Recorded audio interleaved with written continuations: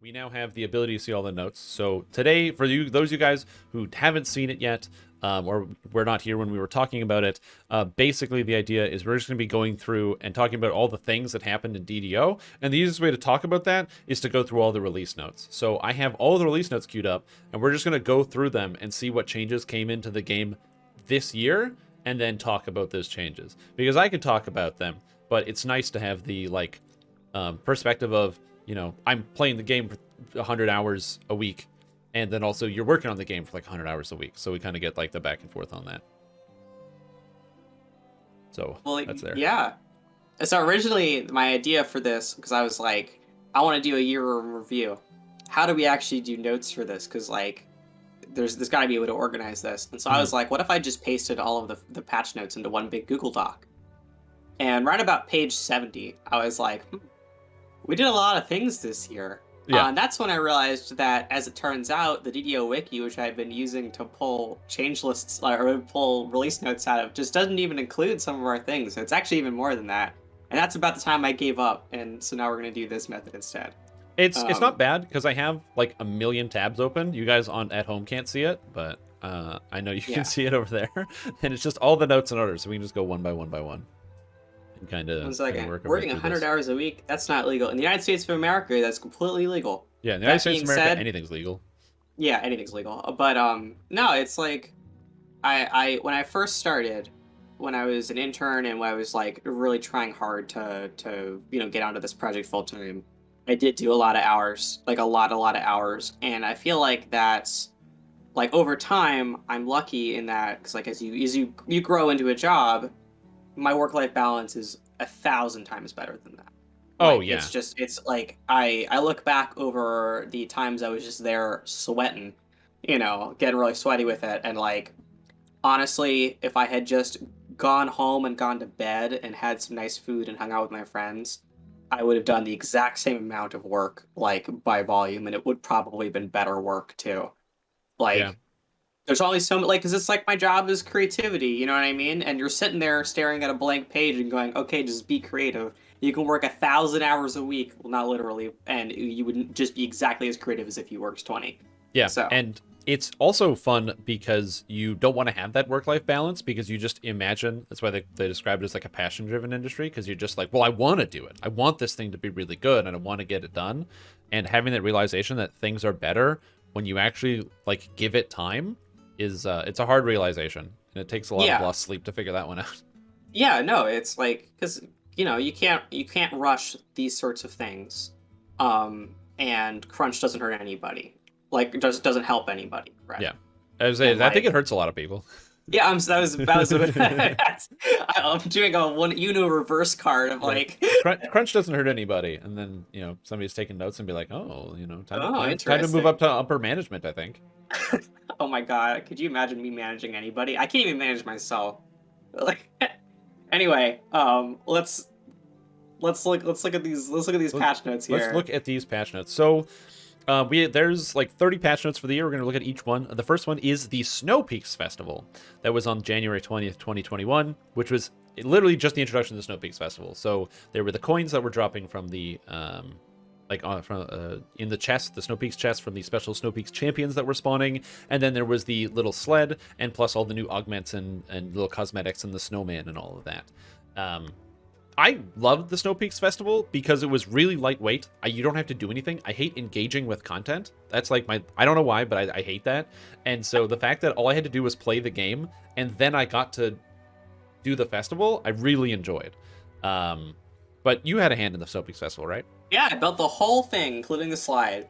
So the Snow Peaks Festival is a great example of how, over time, the attitudes towards events in DDO have changed significantly. And we're going to see this in approximately 11 million hours when we get to update 50, or one of those patches where you touch the Maybar Festival. I'm sorry, the Night Revels Festival, the Fall Fest Festival. Anyway. But yes, this is a new paradigm that we tried, and this was the trial run. Is one, we gotta get Rizia and Midwinter out of there. Like we gotta get that out of there. We don't like event. So behind the scenes, this is a world event that if we turned on while players were on the server, they could get trapped in geometry permanently. Oh yeah, because Like, ice would appear and stuff. yes, like that is just one of the many reasons why we were like, we got to do something else. Like Yeah. we gotta go back to the drawing board here. And so I spearheaded this, and I was like we should build an event that changes how players engage with the game, like paradigm wise. Because when you go to like Night Revels, Mhm. you have to opt in to participate in it. You go to a specific place and you do that specific content, you get the rewards, and then you go back. And we're gonna go, and we went, well, what if we used our existing like we have tools, you know, Yeah. to say you find champions, you find them in chests, you know what I mean? And then your rewards are built on, well, you know, engagement with the slide and stuff like that. But also in just playing the game. So if Yeah. you just don't want to do the event, too bad, you're doing the event, whether or not you want to. We've opted you in without your control or consent. By virtue of being on the live servers, you're not participating in it. It's too bad. Which means that people actually did go, oh, neat, and participated in and got all the cool stuff. I do have a Yeah. question for the chat, though. Assuming this event does come back, spoiler alert, it's gonna. What do you want to see reward-wise? Like, what would be Oh, some that's a cool great things to question. see? Like, Cool just rewards. whatever. Yeah, just put your suggestions in chat. I don't want to build gear, though. I don't think gear in events is a good idea. Mostly because if people want that gear and it happens to be like, I don't know, March or something, well, then you have to wait 9 months to get the gear. So, like, we should just build fun other things. I was gonna say, is it possible to build cosmetics and not build cosmetics, but like take existing cosmetics that already exist on items and then have a cosmetic version that you can get of it? So as an example, there's the two or like the many ice weapons that came out of the Feywild raid.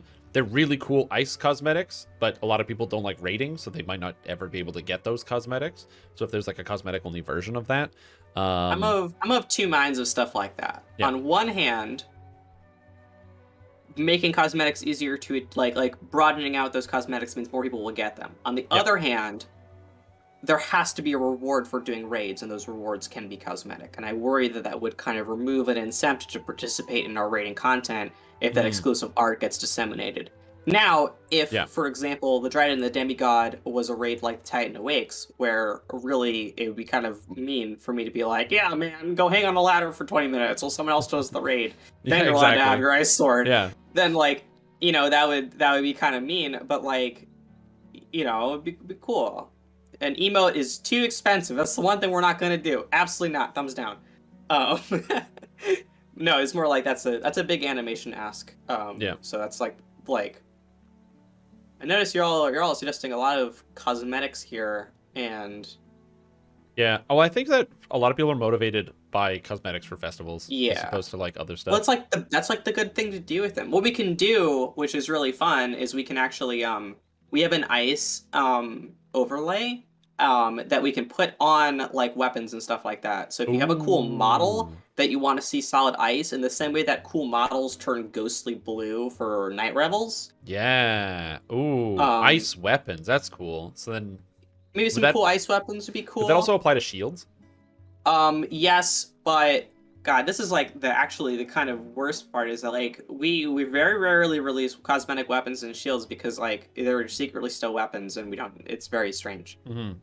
Solid ice Sword of Shadows would be actually pretty legit. Yeah, that'd be cool. I was thinking like the ferrocrystal shield's got all those spikes, so it almost kind of looks like ice, and then you put an ice one out there, so you've got like an ice shield for people's cosmetic outfits. I don't know. Snowy footprints would be really cool. No promises on that one. But yeah, no, I think that the Snow Peaks Festival was a big success because it was a huge change in how we're handling our events. Like it's cool, and the slide was a lot more difficult to put together than I thought it was going to be. So I think we can probably do a little bit better. Like it was not as it was neat and novel, but like that kind of novelty does wear off. Yeah. But I was gonna say there's also the fun bug that I missed at the bottom here. Small problem: Spirits of Rain no longer have a chance to appear as champions because when the Ice Peaks Festival first released, people were hella farming that area because champions would constantly spawn, and that was a very fast fix on that one. Yeah, that was well, it's like players will it's our responsibility as game designers to prevent players from removing the fun out of their own video game. Yeah. And so I'm glad we were able to act on that, because like what will end up happening would be like someone will be like, "Oh, I farmed this thing for 20 hours and I got all the rewards, but like, wow, that was really boring." And then they don't want to play the game anymore, and like we gotta stop them. Yeah, exactly. But anyway, All right, moving on. We have moving on. 48.3.2, which is sentient weapons and artifacts no longer require re-equipping. Oh, this is the first time we've seen that one. Oh, yeah. That was yeah. a This is valiant lies. attempt. This is literally just Valiant lies. attempt, but fixed a different unrelated bug that was still broken by the major other larger bug. Yeah. So this fixed February fixed 3rd, nothing. not fixed. Falsehood. It has been fixed since then, but it's. I wonder how many times we're going to see that note. It's complete. This one, complete falsehood. That's my bad. I thought I was doing a good thing. Turns out, completely unrelated. Very wrong. Completely unrelated. And you can no longer unslot augments, so your inventory is full. These patches are like, if you think back in this timeline here, this is us trying to clean up a lot of augment stuff from the Feywild augment revamp. Yeah. What this bug was, if you unslotted an augment, your inventory is full. The game would just not give it to you. Oh, just delete your augment? Oh, very cool. Yeah, it would just be gone. Yeah. So we got on that ASAP, but that was playing a dangerous game there. Yeah. Oh, also, if you have ideas for the Snow Peaks Festival, this is going to turn into a YouTube video very shortly. Post them as comments on the YouTube video, so that way they're like saved in stone. Yes. And if you're watching this on YouTube later as well. All right, next we're on a big patch, 48.4, 15th anniversary of DDO. So this is the first big one. This is the first big patch. We got 15th anniversary. They had their special cloak that people got, as well as the Dretchki creature companion, and all that other stuff. On top of that, so you got the Happy 15 DDO, the new item. Drying the Demigod came out, which was huge. A bunch of regular bug fixes to like different classes and stuff. And then you're scrolling up. Warlock aura colors now change depending on your pack choice. Oh, right, the Warlock aura colors. That was a big one. I forgot about Warlock aura colors. Oh, yeah. I actually really like that. When I watch somebody, especially I tune into someone's live stream, and you just see their aura pulse out, and you're like, oh, I know what you are. Oh, yeah. Well, it's like, because players have wanted this for a while, and in my head I was like, well, how hard could that be? The problem is the DDO's color system is additive. It's like paint, not like light, which is subtractive or works differently. So we start with the base yellow, and I'm like, I'll turn it blue. So you set the color to blue, and it will come out green-brown. Because that's what added those numbers together means, and the more color you add, the closer you get towards black, like brownish black. Interesting. So a whole artist had to go and make new whole art, for that to work. But and now we it looks finally great. did it. And then enhancement tree changes. This was the spell casting. So this is the spell casting patch as well. So there were big changes to Spellsinger, big changes to Arcano Technician. A bunch of Razor Claw Shifter fixes to fix all the stuff that was broken. A bunch of Vanguard fixes and changes. Confront Any Foe died that day as well on update 48.4. Natural Fighting. Oh my god, this is so huge. New Shield Mastery feats. Natural Fighting. So you guys finished off all the fighting feat lines as well. Offhand Versatility came in then, which was not working at the time, but was changed to become working, which is cool. It looked like it was working. I mean, that's all we got. Oh, the Warlock buffs that made Epic Eldritch Blast and Arcane Eldritch Blast significantly stronger than they were before. Oh, yeah. This is the death of enhanced spell power from the Ravenloft belts. Oh, inhaled spell power died. That was a big one, yes. I completely forgot about that. All raid runes can be double clickable, which is just convenient because you don't have to go talk to the guy. And then all of the spell changes, where pretty much every spellcaster in the entire game got a buff, except for Alchemist, which got a nerf. Man, this was a massive, insane patch. Oh, yeah. Also, patching speeds increased in this update significantly. Oh, and the patching speed update. You remember how long it used to take to patch before? Oh, yeah. Oh, my gosh. Yeah, no, it's like... I completely forgot how big this patch was. It's everything. Yeah. Like, this is also the fix to Earthquake, so it lasts longer than no seconds in Reaper. Oh, yeah. This is fixes to Firestorm's targeting. The Firestorm targeting, I forgot about that. Yeah, there was because all the spells got increased. So then Firestorm got improved targeting and speed. It comes down faster. And also the what's that big fire? Flame Strike does the same thing. Flame Strike. I Yeah. think Flame Strike got fixed a little later. This patch is like, I remember this very, very fondly because this is like, I'm trying not to be a little catty here, but one of the pieces of feedback that we constantly see is that so we have a group of players called the Players Council that are a private preview group of players. They apply, they sign an NDA, and they get access to content early. They get Yeah. access to our design, and they provide early feedback in like early iteration process before the other players see it. And I want to go on the record as saying right now that originally we were just going to nerf sorcerers and alchemists, and they bullied us into buffing the rest of this. That they were like, "That's stupid. You're wrong.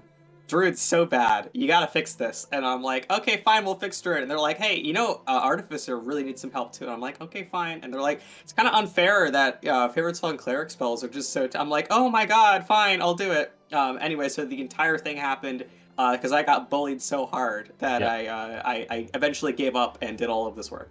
I'm not allowed to speak about the cyberbullying that may or may not have taken place to make these changes because I signed an regular NDA. bullying. Well, yeah, or This regular is- bullying. This is regular bullying. I'm not allowed to speak about this, unfortunately, because I signed an NDA, so I cannot corroborate anything. Wait, you already said it, so I can corroborate that this did happen because you already said it. That's fine. Yeah. Yeah, that was a good time. This is a massive patch. This is literally insane. Oh yeah. I have one question for you about this whole Yes. patch. This is a future thing. Cookie jar. Yes. The cookie jar is bound to character, but so many other Okay. bags that you buy are bound to account. I Do you think I know know if why that can is. stay that way forever? Because I made a critical error. This is very self-interested. I bought the cookie jar on a joke character named Alchemist before Alchemist released. And now that character has all of my cookies from the millions of coins that I turn in. So I have this like 800-pound cookie jar, and I can't do anything with it because it's bound on this level 4 favorite soul. So, you make a compelling argument. I'm pretty sure that originally we made all bags bound to character because there was a terrible bug where if bags went into your shared bank, they would be deleted. That being said, Whoa. that no longer happens. Yeah, that doesn't happen Like, anymore. like it doesn't happen anymore. So Because I pass it's- my dimensional augment bag around the shared bank all the time. Yeah, and like you get unbound bags all the time. Like Yeah. they straight up drop, and they don't even like you can buy them from an in-game vendor for platinum. So I think whatever reason that made that bound to character may not actually be a bug anymore. I don't know. I mean, we'll take a look. No promises. I do like that I do like that our bags retain weight and that our cookies are so heavy. I think that's Yes. really funny. It is very funny. I do like that. I think that's great. So I got yeah. I'll think about it. I'll think about it. If I get enough good Snow Peak suggestions, I might have time that I would be spending doing Snow Peak's design to do this. So looking at all this patch was pretty much a massive buff to like at least half of the classes in the game, plus cool cosmetics for Warlock, and the raid came out. oh yeah, the raid also had some insane cool new art. Yeah. Like the weapons were insanely cool, I love the and there was weapons. an entire secret loot list. Like The like, I Fate, mean, where like- the Fate Twisted weapons were like nobody knew. oh yeah, and oh my gosh, I forgot to even mention this. This is the first time my art has appeared in the game. I did the recolor of the throwing dagger version of the shuriken, the red. That was me. I opened up a copy of Photoshop and saved that. So I've done one whole piece of art. One total One art. Nice. Done. Is there going to be more art showing up as we get later? No, that was such, That's the art. That took like a 4 hours to recolor things red. I'm never doing that again. Like that was terrible. And then something I also very deeply liked about this one, the last thing I'm going to talk about here, is in the anniversary event. I really liked that there was the D&D game that was going along with like the Prince of Frost and all these different characters that were all hanging out playing D&D in the corner. I thought that was like fantastic at the party. I thought it was really funny. Was this the debut of me in the anniversary dungeon, or is this the second year? No, you've been there for a while. I've been there for a while. Yeah. Makes sense. But yeah, update 48.4, insanely good update. Still like rippling through the game. I love it. This is one of my favorite updates that DDO's ever gotten. Yeah. All right, let's see what 48.4.1 is. Alchemist, a bunch of fixes to Alchemist for a bunch of bugs that didn't work. The Curative Admixture Heal now does everything Heal is supposed to do. Oh man, that took a year. Yeah. And yeah, this is just a bunch of bug fixes, looks like. Actual proper fixes to Meteor Swarm. I think Meteor Swarm's still bugged. I know, not to just like dunk on people horrendously here, but coming in January we did actually fix Meteor Swarm's epic defensive fighting range. No. Yeah. Oh, it's okay. It's fine. Still good. Yeah. It's. I think it's like we have a lot of things that are just bug fixes. Yeah. And cosmetic fixes. Yeah. And Usually our hot fixes are like oh, we spelled a bunch of words wrong, kind of a dealio. Yeah, these are just a bunch of bug fixes. There's also something that says several monster spells have been adjusted to appropriate damage values, and I have no idea what that means. Oh my gosh! So our spell changes. We have to do additional, very silly, very awful work that I had to do, to make it so that monsters use the original scaling. Yeah. For damage spells. Many of them still don't. There are a lot of ones that still don't. So all of the holy spells are extremely dangerous, like the Holy Smite, Unholy Blight, and all that are insanely dangerous. Flame Strike or Firestorm is very dangerous. That's just because I'm petty. And then Flame Strike, when monsters cast it, literally does nothing. What? I wonder if it's doing twice the amount of damage because of that.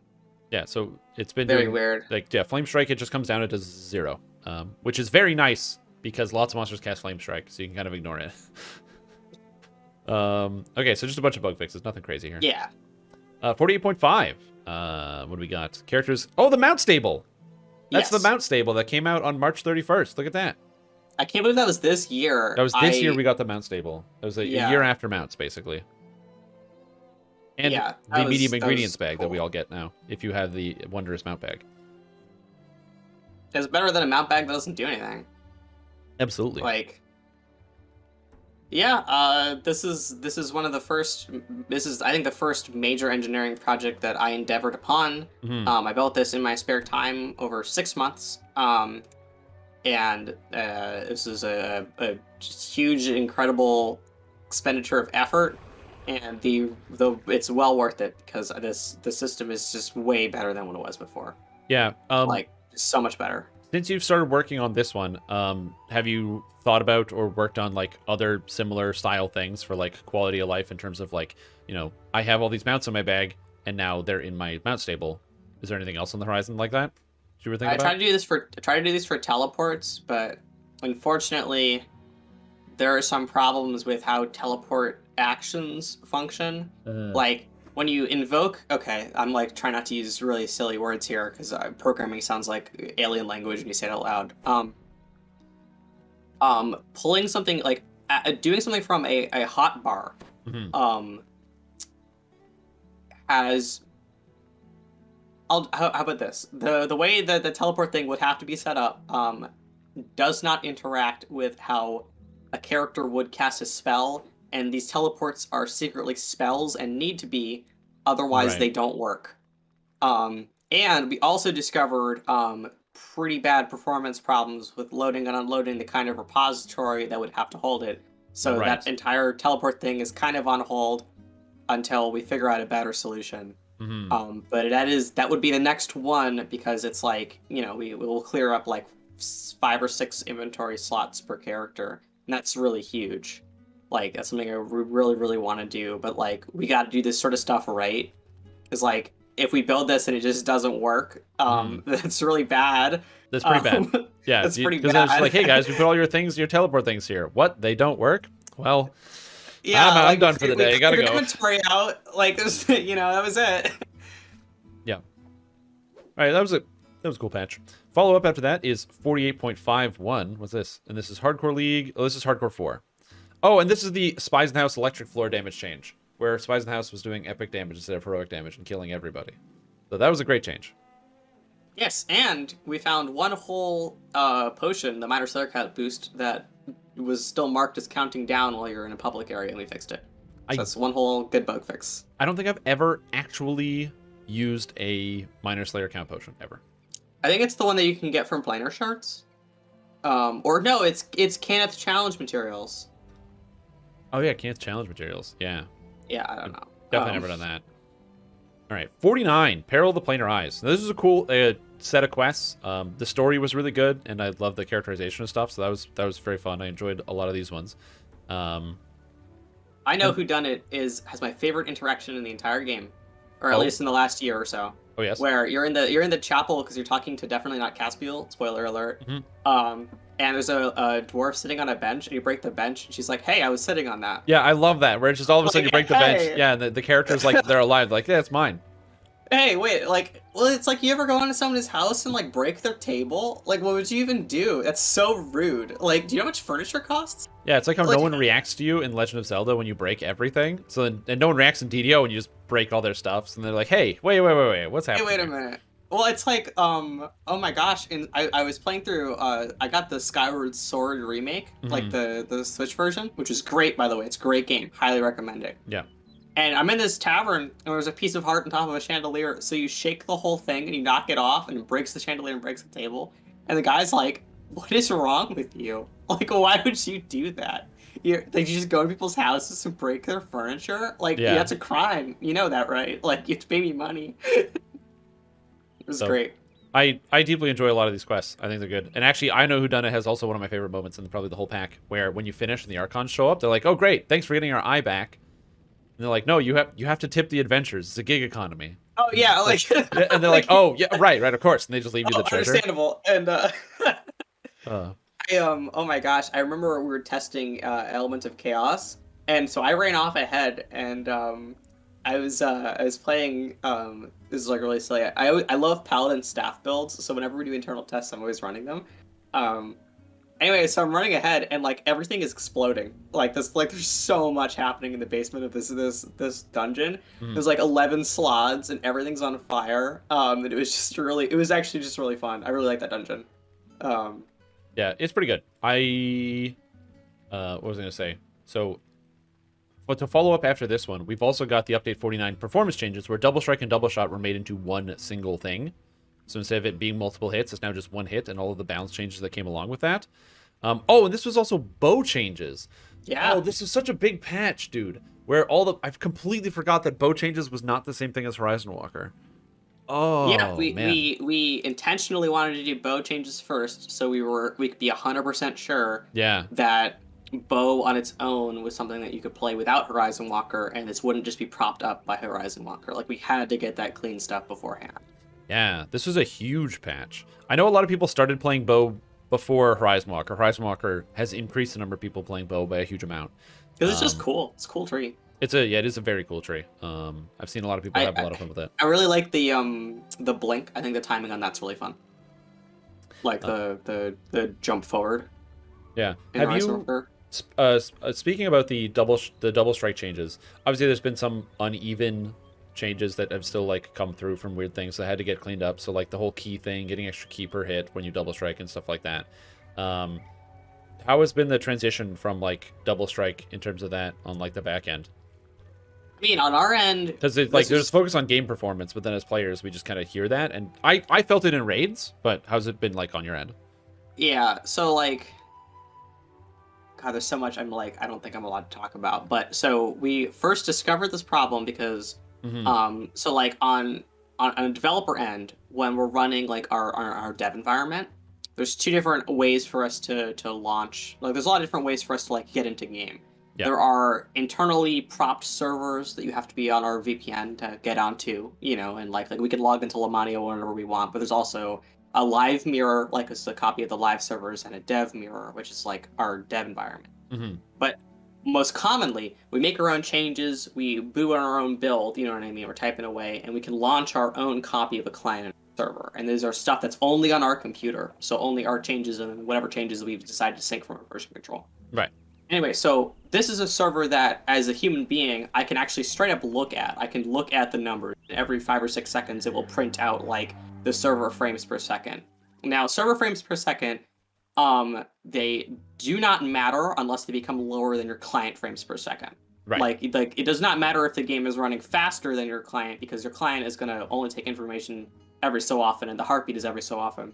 But if it dips below your client frames per second, then that's when you start seeing performance problems. So DDO servers, at least on my machine, and this varies widely based on your own stats because it's like this is your own computer that's spinning this up. It usually runs at around 220 to 240 frames per second on the server, and then the client can really do whatever. Like it's like 150 or something like that if you're facing a wall and not pressing any buttons. Mm. Anyway, so we noticed that like if we can simulate a raid group, we just put a whole bunch of effects on a weapon and hit something. You know what I mean? Yeah. The longer that queue becomes of queuing up individual UI elements to display in floaty text, the more effects that get processed. We saw a direct reduction in server frames per second to the point where it actually began causing like performance problems even in just our dev environment. Yeah. So we switched into this new thing, which cut all of the on hit stuff by a minimum of 50%. And much more than that in certain cases. Like shurikens went from 5 hits down to 1. That's an 80% reduction. Yeah. And we no longer saw. Well, we still saw a drop because things obviously are happening.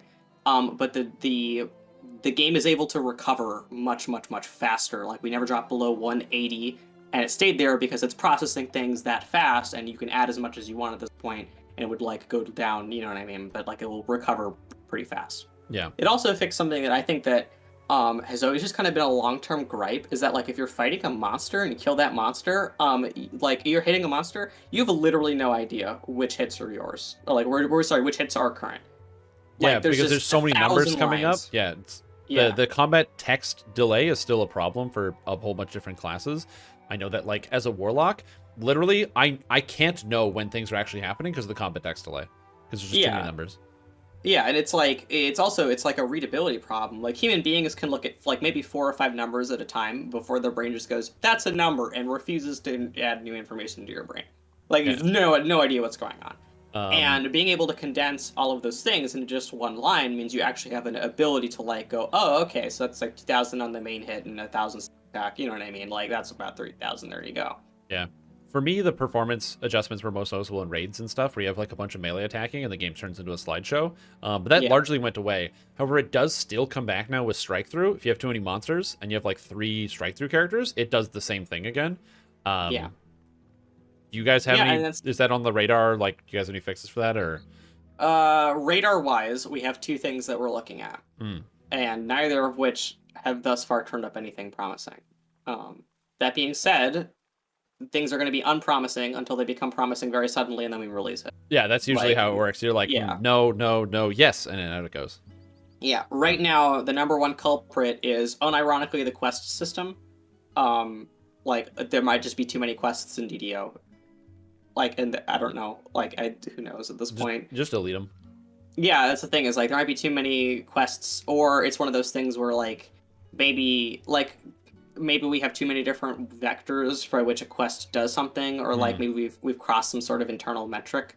But like this is something that I don't really understand, and we have other people who do understand who are working on that. And so if they tell me anything, I can then tell everyone else everything.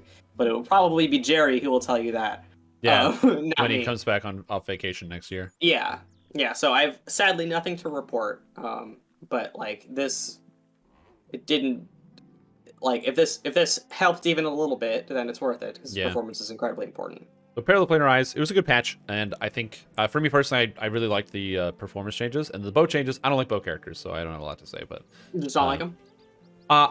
There's the desync when you shoot and your arrows don't hit the target. I can't deal with that. It makes me lose my mind. 49.1, which is a bunch of bug fixes. Pause after swapping equipment has been reduced. That's a thing. Yeah, as part of we did some behind the scenes stuff, and that accidentally added a weird global cooldown to certain things, like swapping weapons, and we fixed it, so no, it doesn't do that anymore. Yeah, there's a bunch of bug fixes and a caught in the web nerf. Yeah, and fix, which is kind of cool.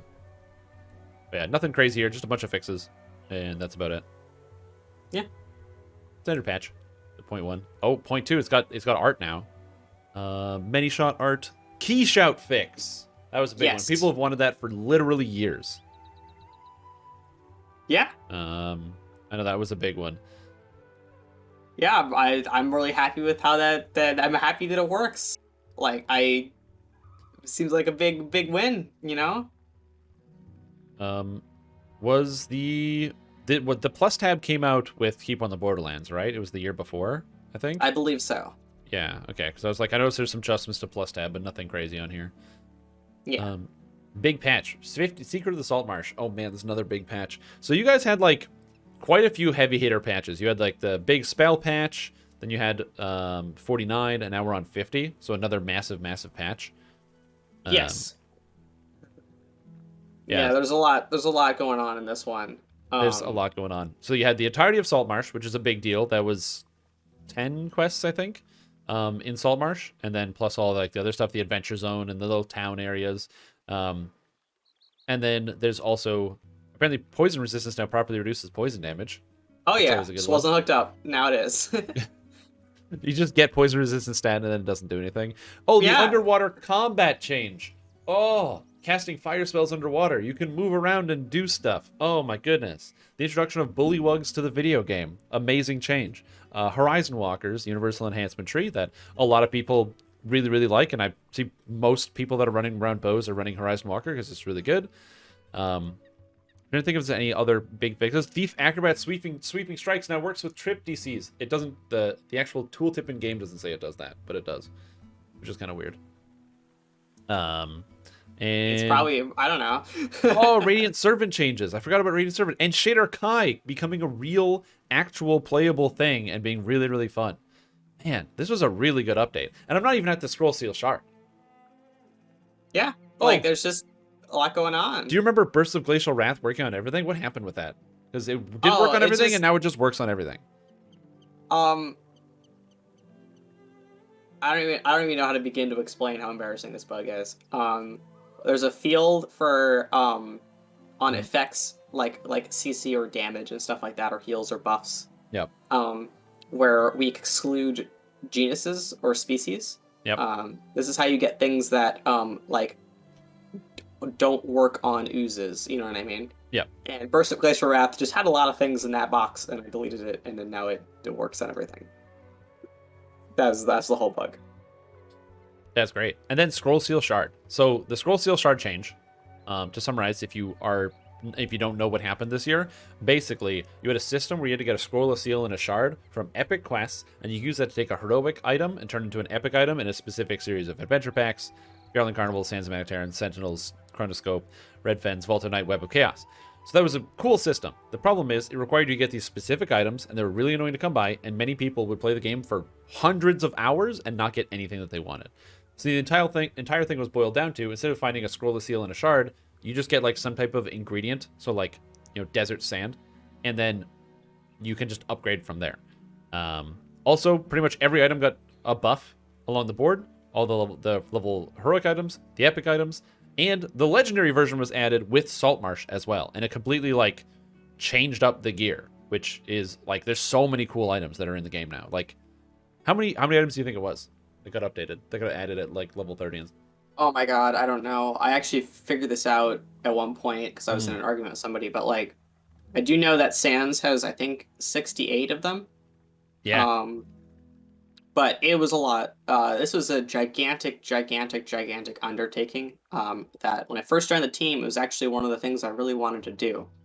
Oh, so this is like a passion project. You've been thinking about it for a long time. Yeah, I've been chipping away. Like, my first update I ever worked on the game, which is update 36, that was when I did part of the swamp with the Red Fens. Yep. And then it kind of ballooned outwards from there, because I was like, I'm never gonna have enough time to do this, I'll do Sentinels of Stormreach, and I'll get rid of the damp and stuff, or I'll do Feral and Carnival, Yep. And then it came time for like, hey, what's Saltmarsh gonna do? And I'm like, well, what if we just did it now? Like, what if we just did it? Like, I just buckled down and put this whole thing together, and it worked really, really nicely, because like, I'm just really happy that the old system's like, well, it's still in the game. Yeah. Like, if you still have your old stuff, you can put it in the altar. I've moved it down next to the lava in the hopes that people would fall in. But like, it's just like, oh, that's funny. I'm just happy it's done. Like, it's done. It's another system that hooks up to Threads of Fate. That's good. It's another system that uses bound to account ingredients. That's good. Like, Yeah, so It's you can more just share them stuff all in your Legendary. characters. Yeah. Yeah. And And people keep telling me, they're like, yeah, like I used to have bags and bags and bags and bags that were just full of this stuff, and now I don't. yeah, Now now I you just just have have the items 7 that I stacks want. of ingredients. There's just 7 Yeah, different ingredients you get, as opposed to 8. like This is the 8th. eighth ingredient. Okay, so it's Yeah, as well, a the thing is, like, it well, because was you like, it's just, I'm just glad it's over. yeah, it's I'm all just over. happy. And then this patch also came with the endgame item adjustments, where all the items went down, down, down, and came down to basically a standardized set of stats. So they're all like currently scaled, and which also brought down the monster stats to accommodate for this, which also continued to get ironed out a couple patches later. We'll talk about that. And then there's all the explanation and why these things are important and that sort of thing. This patch We for me. got rid of guild augments. Oh, and you killed guild augments. I forgot about Just that. got rid of them. Yes. Get them out of there. Yeah, I completely forgot they were even in the game still. Oh, this is the Celestia fix. Yep. Getting rid of the Trap the Soul spell components for the ones you can just buy. Oh, this was all. Was this also the weapon fix? Oh yeah, it was. Yeah, so Celestia and all those other force items and what have you, and like the force weapons, the fire weapons, the ice weapons, they all actually do their damage. Yes. Oh, Well, except man. for I figured out that ranged ones still are broken, but I can fix that. That's actually on my list for early January. Oh yeah, I was testing around with some of those weird mechanics with like the bypass stuff, and there's a whole bunch of weird stuff around that when it comes to ranged weapons. I think they're always going to be just weird. Yeah. But range specifically there's a break in the chain. But yeah, Yeah. that's actually like I'm talking about. I'm glad I'm done with update 50's like Seal Scroll Shard stuff. But like I am more glad that we're done with these end game adjustments. That like now loot makes sense, Yep. and augments make sense, and crafting makes sense, and random loot makes sense, and the Mhm. whole thing fits together, and we don't have a really big horrible problem. Like we're just done, and we never have to do this ever again. Yeah. Like we just it's done and it's over, and we can just continue onwards now, and that's it. So this gives me 2 questions dovetail off of this. So first one, this was a great update because it pumped all this stuff down. So now Ravenloft items are good, and Feywild items are good, and Sharn items are good, and all these items are really good. But there's still tons of items along the leveling curve of 1 to 30 that are all over the place in terms of their stats. So like the thing I get here the most about is Giant Hold. Like what is the Giant Hold gear? The Giant Hold gear is all weird and garbage, and the stats are all over the place. Is this one of those things where as time goes on, these items will get updated and brought to whatever the curve is? Or is this like something where it's like, well, Giant Hold's old, so we'll just leave it? I mean, we obviously still we really want to keep going. Catacombs, I believe we did do. Yep, Catacombs is done. Catacombs and Dolaris and all that. Yeah.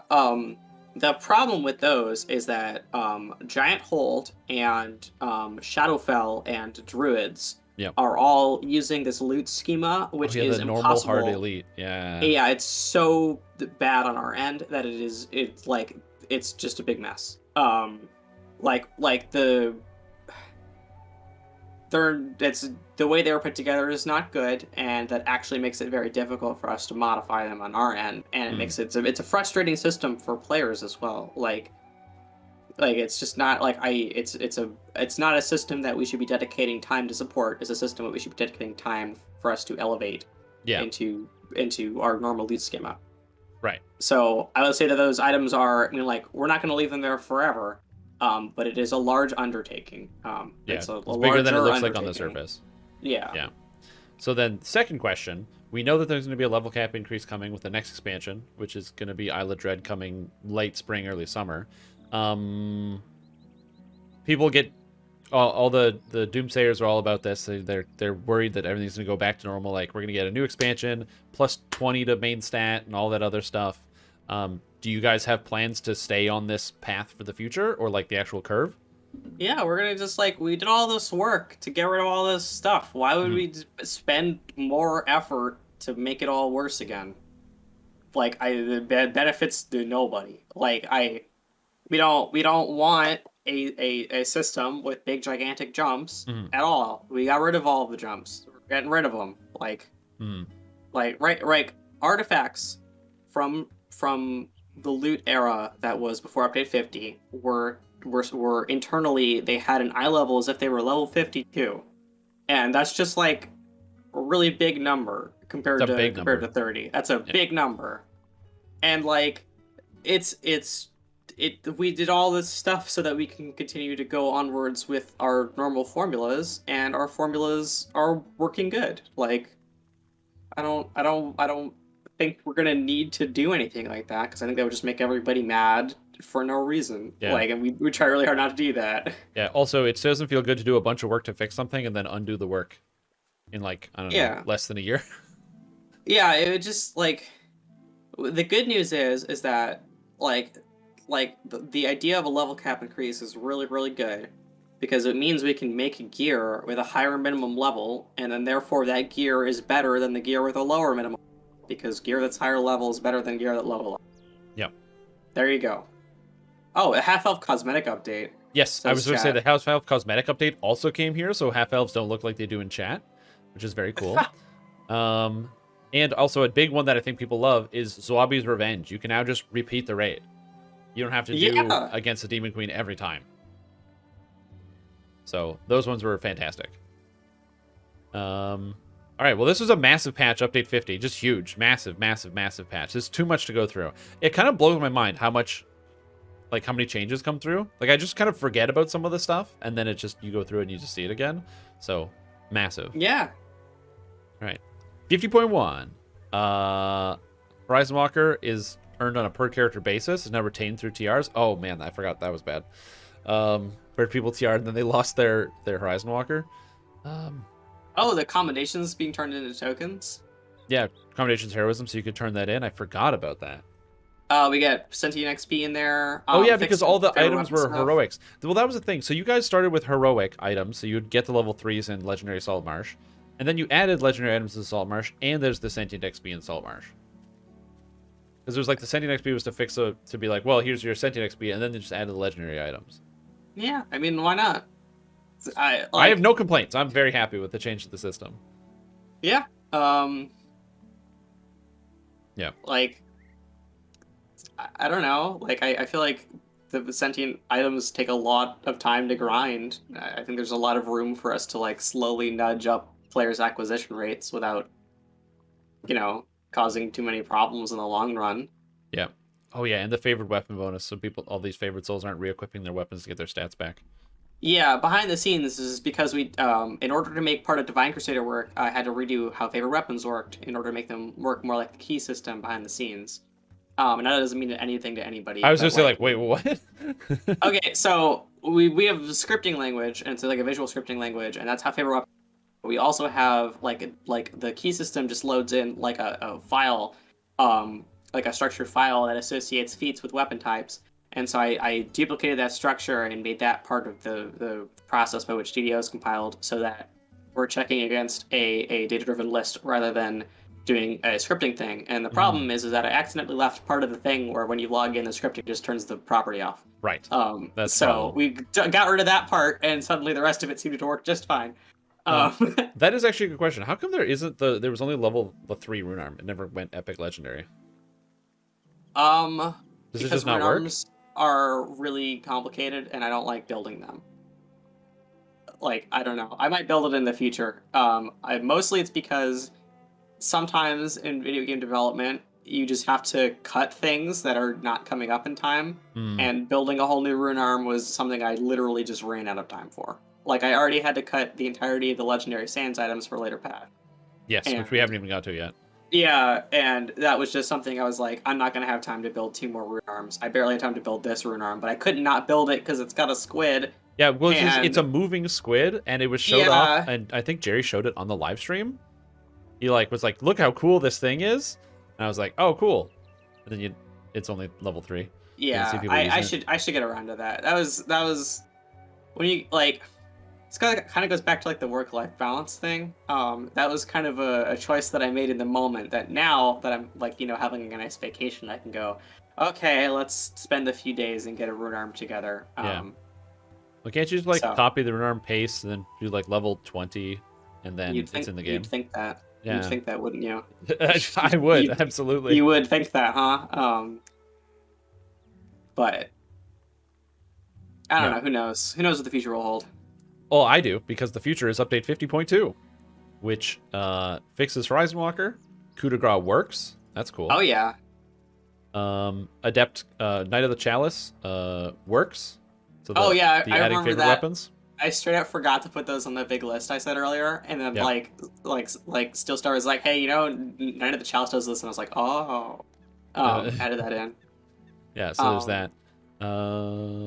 Typos. Players can trade threads fate for a soul vessel. Yeah, you could get soul vessels. I forgot about that. So you could get soul vessels without having to go into Feywild if you didn't have it. yeah, It's kind of cool. And I'm trying to think if there's anything crazy. Just a bunch of bug fixes for some of the spells in here. Or quests in like Saltmarsh. And yeah. and the increase to the pack ingredients, I forgot. Yeah, when the pack ingredients came out, it was like 1 to 5 ingredients per chest. Or like end chest only. And then it became 11 to 20 per chest, which is just perfect. It's way nicer. Oh, and the Alchemist fix made it so that multi-wild doesn't crash a game when you press it. Yeah. That was a good fix. Yeah, just a regular standard set of bug fixes. And then 50.3, more of these things. More Knight of the Chalice. Did Knight of the Chalice ever work? I keep seeing Knight of the Chalice fixes every time. I don't know. I mean, who knows? I don't know. Like, it's a good tree. It's really good. It's a great It's a tree. really good tree. Yeah. Like, yeah. Oh, this is when legendary items started dropping from Saltmarsh. Yeah, so it's just beginning of September there. Oh my god, the crayfish nerf. Where crayfish weren't gods that were killing everyone. Oh, that was such a good change. Oh, the Reaper Resurrection thing. Yeah. Like the preventing a snapback. Oh, I love that change. That was so nice. The snapback was one of the most irritating things. Mhm. Was that like a difficult bug to untangle? No. That was, I don't even know how to explain. I think, so I was able to fix this, and I think that the real problem is that teleporting at all within an instance that has another instance attached to it, like if you're in an area that's from a wilderness area, I think that does something weird with teleporting that resets your state strangely and broke this. So I didn't fix that engine problem because I don't know what's happening or what's wrong. I did just slightly change the implementation so it doesn't do that anymore. Just specifically that one thing. Yeah. So I don't know. Like, I don't know what was up with that. Hey, it works. I'm happy about that. Yeah. And then this is also the first step in the public grouping update that has been updated several times since you started poking at it and looking at some of that stuff. Yeah. How so I think the worst thing about this is also the best thing. You tweeted about you tweeted the other day about iteration, how it's one of the best tools in like game design. Yes. And I feel like it's a blessing and a curse because you've made multiple adjustments to the system because you make an adjustment and people go, yeah, but it'd be better if it could do this. And you're like, make a change. But it would be so good if it could just do this though too. But instead of having all the feedback at once. Have you continued to hear any feedback about the system since you've been making more and more changes to it? Yeah, really only positive feedback actually. Like people seemed really really happy or we're putting some work in. I'm really happy with how this came out. Mm-hmm. This is one of those things that I just am like I'm just really happy it got done. I'm happy I found the time for it. Yeah.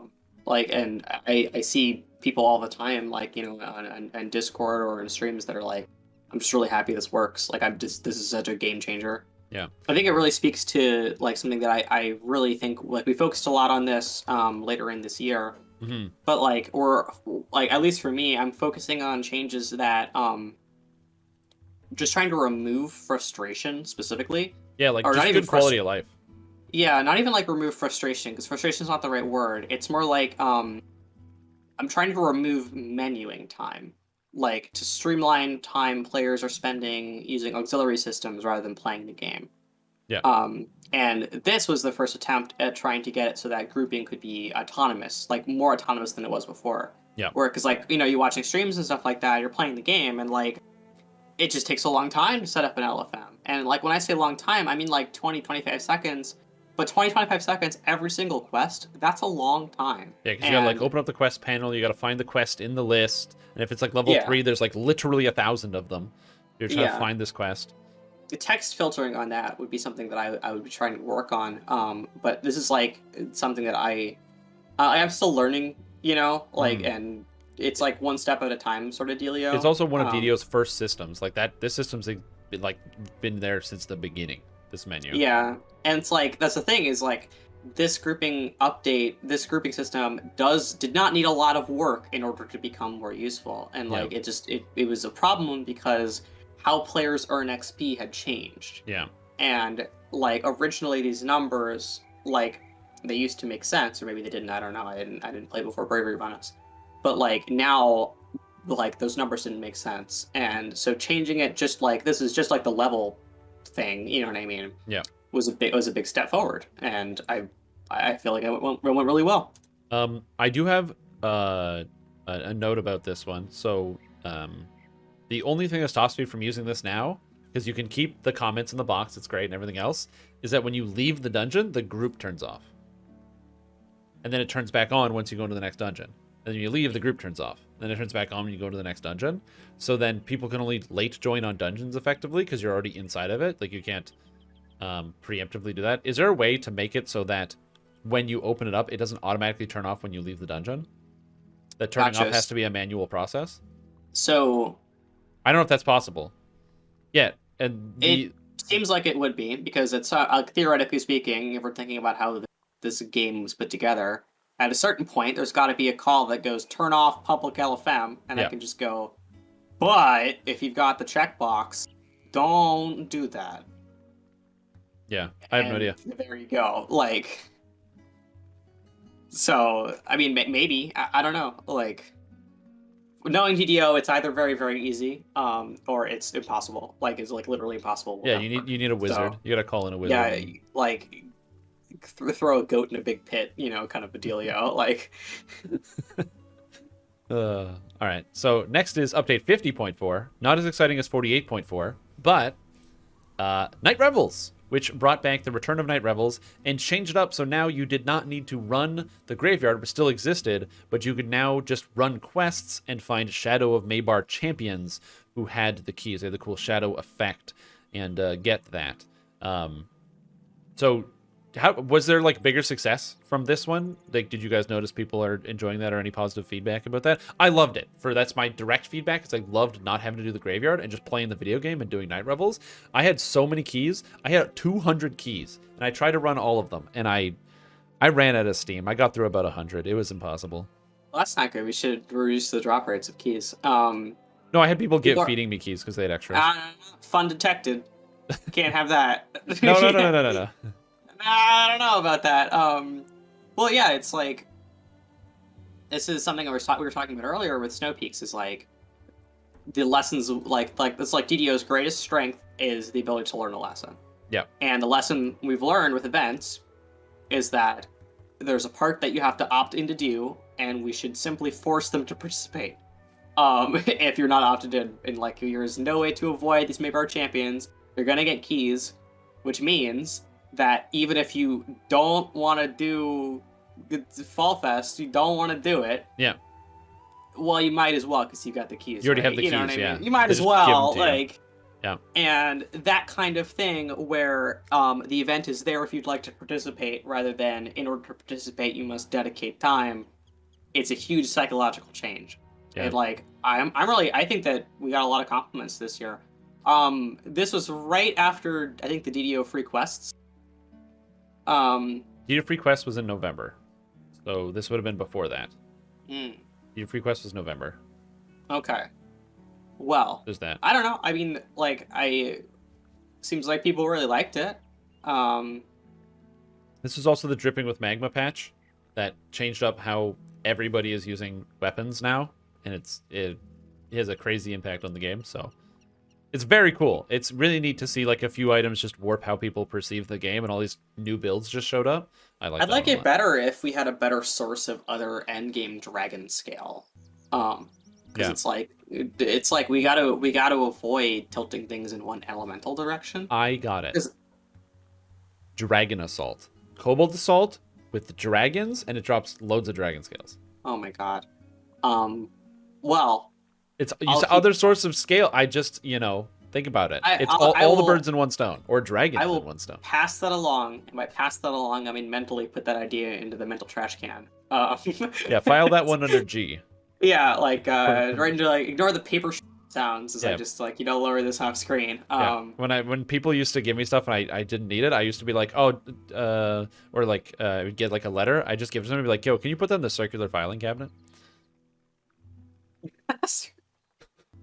That takes people a second. Oh, I forgot about Featherfall augments and items no longer toggle off Warlock Celestial Spirit. Oh my god, I The think it was weirdest on bug. stream. I was talking about this. Yeah, It's we like talked about somebody this in a was like- previous Yeah, episode. someone's like, hey, if I put a Featherfall item on, my Celestial Spirit turns off. And I'm like, no, it doesn't. Like, that can't be real. That's a laughable. You're just making me do this because you hate me. And I open up a dev client, and I put a Featherfall up in an item, and I turn into Celestial Spirit, and I put on the thing, and it turns. Oh my god. But bug is fixed. It's gone now. It's gone now. It's gotta gone be now. It can't hurt anybody Got anymore. some raid in there, just sprayed it out, and it's all good. Yes. I have some other Featherfall news, but I can wait until after we're done with the year in review part of this. Yeah, we'll get the meat done, and then we'll add the post-show meat. Oh yeah. The thing that we did skip over, and I did want to talk about that. So the raid came out, secret Fate Twisted items that nobody knew about. It was just a big surprise. Then Saltmarsh comes out, and all of a sudden, boom! Someone's like, "What is this nebula fragment?" We also didn't talk about that with that. Oh, yeah. I completely forgot about that one. And then there's the whole perfected artifacts and all these other items. And then people had to find them and figure it out as this big wild goose chase. How did you feel about that? And what did you feel about the reception of that whole thing? I think it was fun. I think this was cool. Like I don't really see these items warping gameplay as much as, and that's actually fine by me. You know what I mean? Like, Yeah. It just does like a neat thing to do. I liked making the rainbow border. You can actually see on this thing is the Threads of Fate actually got that rainbow border. I think I Cool. love the rainbow border. It's really fun to look at. Yeah, like I thought it was a cool Easter egg. Yeah. And I really like building stuff like that for like our big endeavors because it's like you can't really like the moments of collaboration and stuff like that. Like they're just really important. And this one I think was more fun than because like the previous puzzle things I've put together are like the original Fate Twisted in which the exploration aspect of it was finding the total amount of items and like cataloging them. You know what I mean? Because no one knew how many there were. And then I think before that was the dull dagger, and that was like my original like The dull dagger puzzle was hunt. the first one, yeah, the first puzzle. Yeah. And that one, I was kind of shocked because when the dull dagger came out, it took people a long time to figure out that you should 31 days to put the dagger in the Vol dagger that says Vol on it into the quest where you have Aranda's Vol. Yes. So that wouldn't. It took a while to figure out. So then when it came to future puzzles, I wasn't sure how it was going to go. But when it came to the nebula fragment, that once somebody got the fragment, it was like a day and a half of people just doing everything, running everywhere. People actually made their own little Discord thread, which is like I think the worst thing Discord's ever done, but like whatever. I don't use them. I got a bone to pick with Discord. Yeah. No, if Discord, if you're watching, I actually don't. This is like we're cool. Please don't kill me. Please don't ban my account, thank you. Yeah, I actually really like Discord. I think Discord's a wonderful platform, and I'm really happy that I guess it also happened this year because the Discord got deleted. We can talk about that later. Oh my god, the DDO Discord. I don't want to talk about that. Was such a stressful, frustrating time. I woke up that morning and I was like, oh wow, what a beautiful day. And so I sit down on my computer and I'm like, oh, I'm not in the big Discord anymore. I'm like, oh, the players must have finally revolted. Like I was like, oh, you just instant the search, like, I got banned, I guess. I got banned. Like that's okay. Like I knew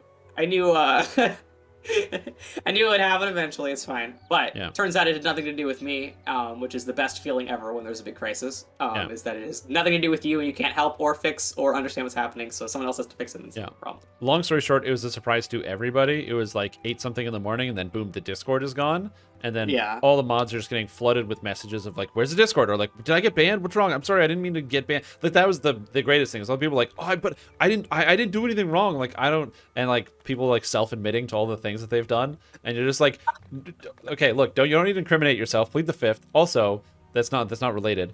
Well, what happened to me is every single mod actually messaged me and was like, "Hey, just to let you know, the Discord got deleted." And I was like, "Oh, okay." And then like 4 other people were like, "Hey, just to let you know, the Discord got deleted." Yeah. And I'm flattered they're thinking of me. But I'm seems like they're bouncing back.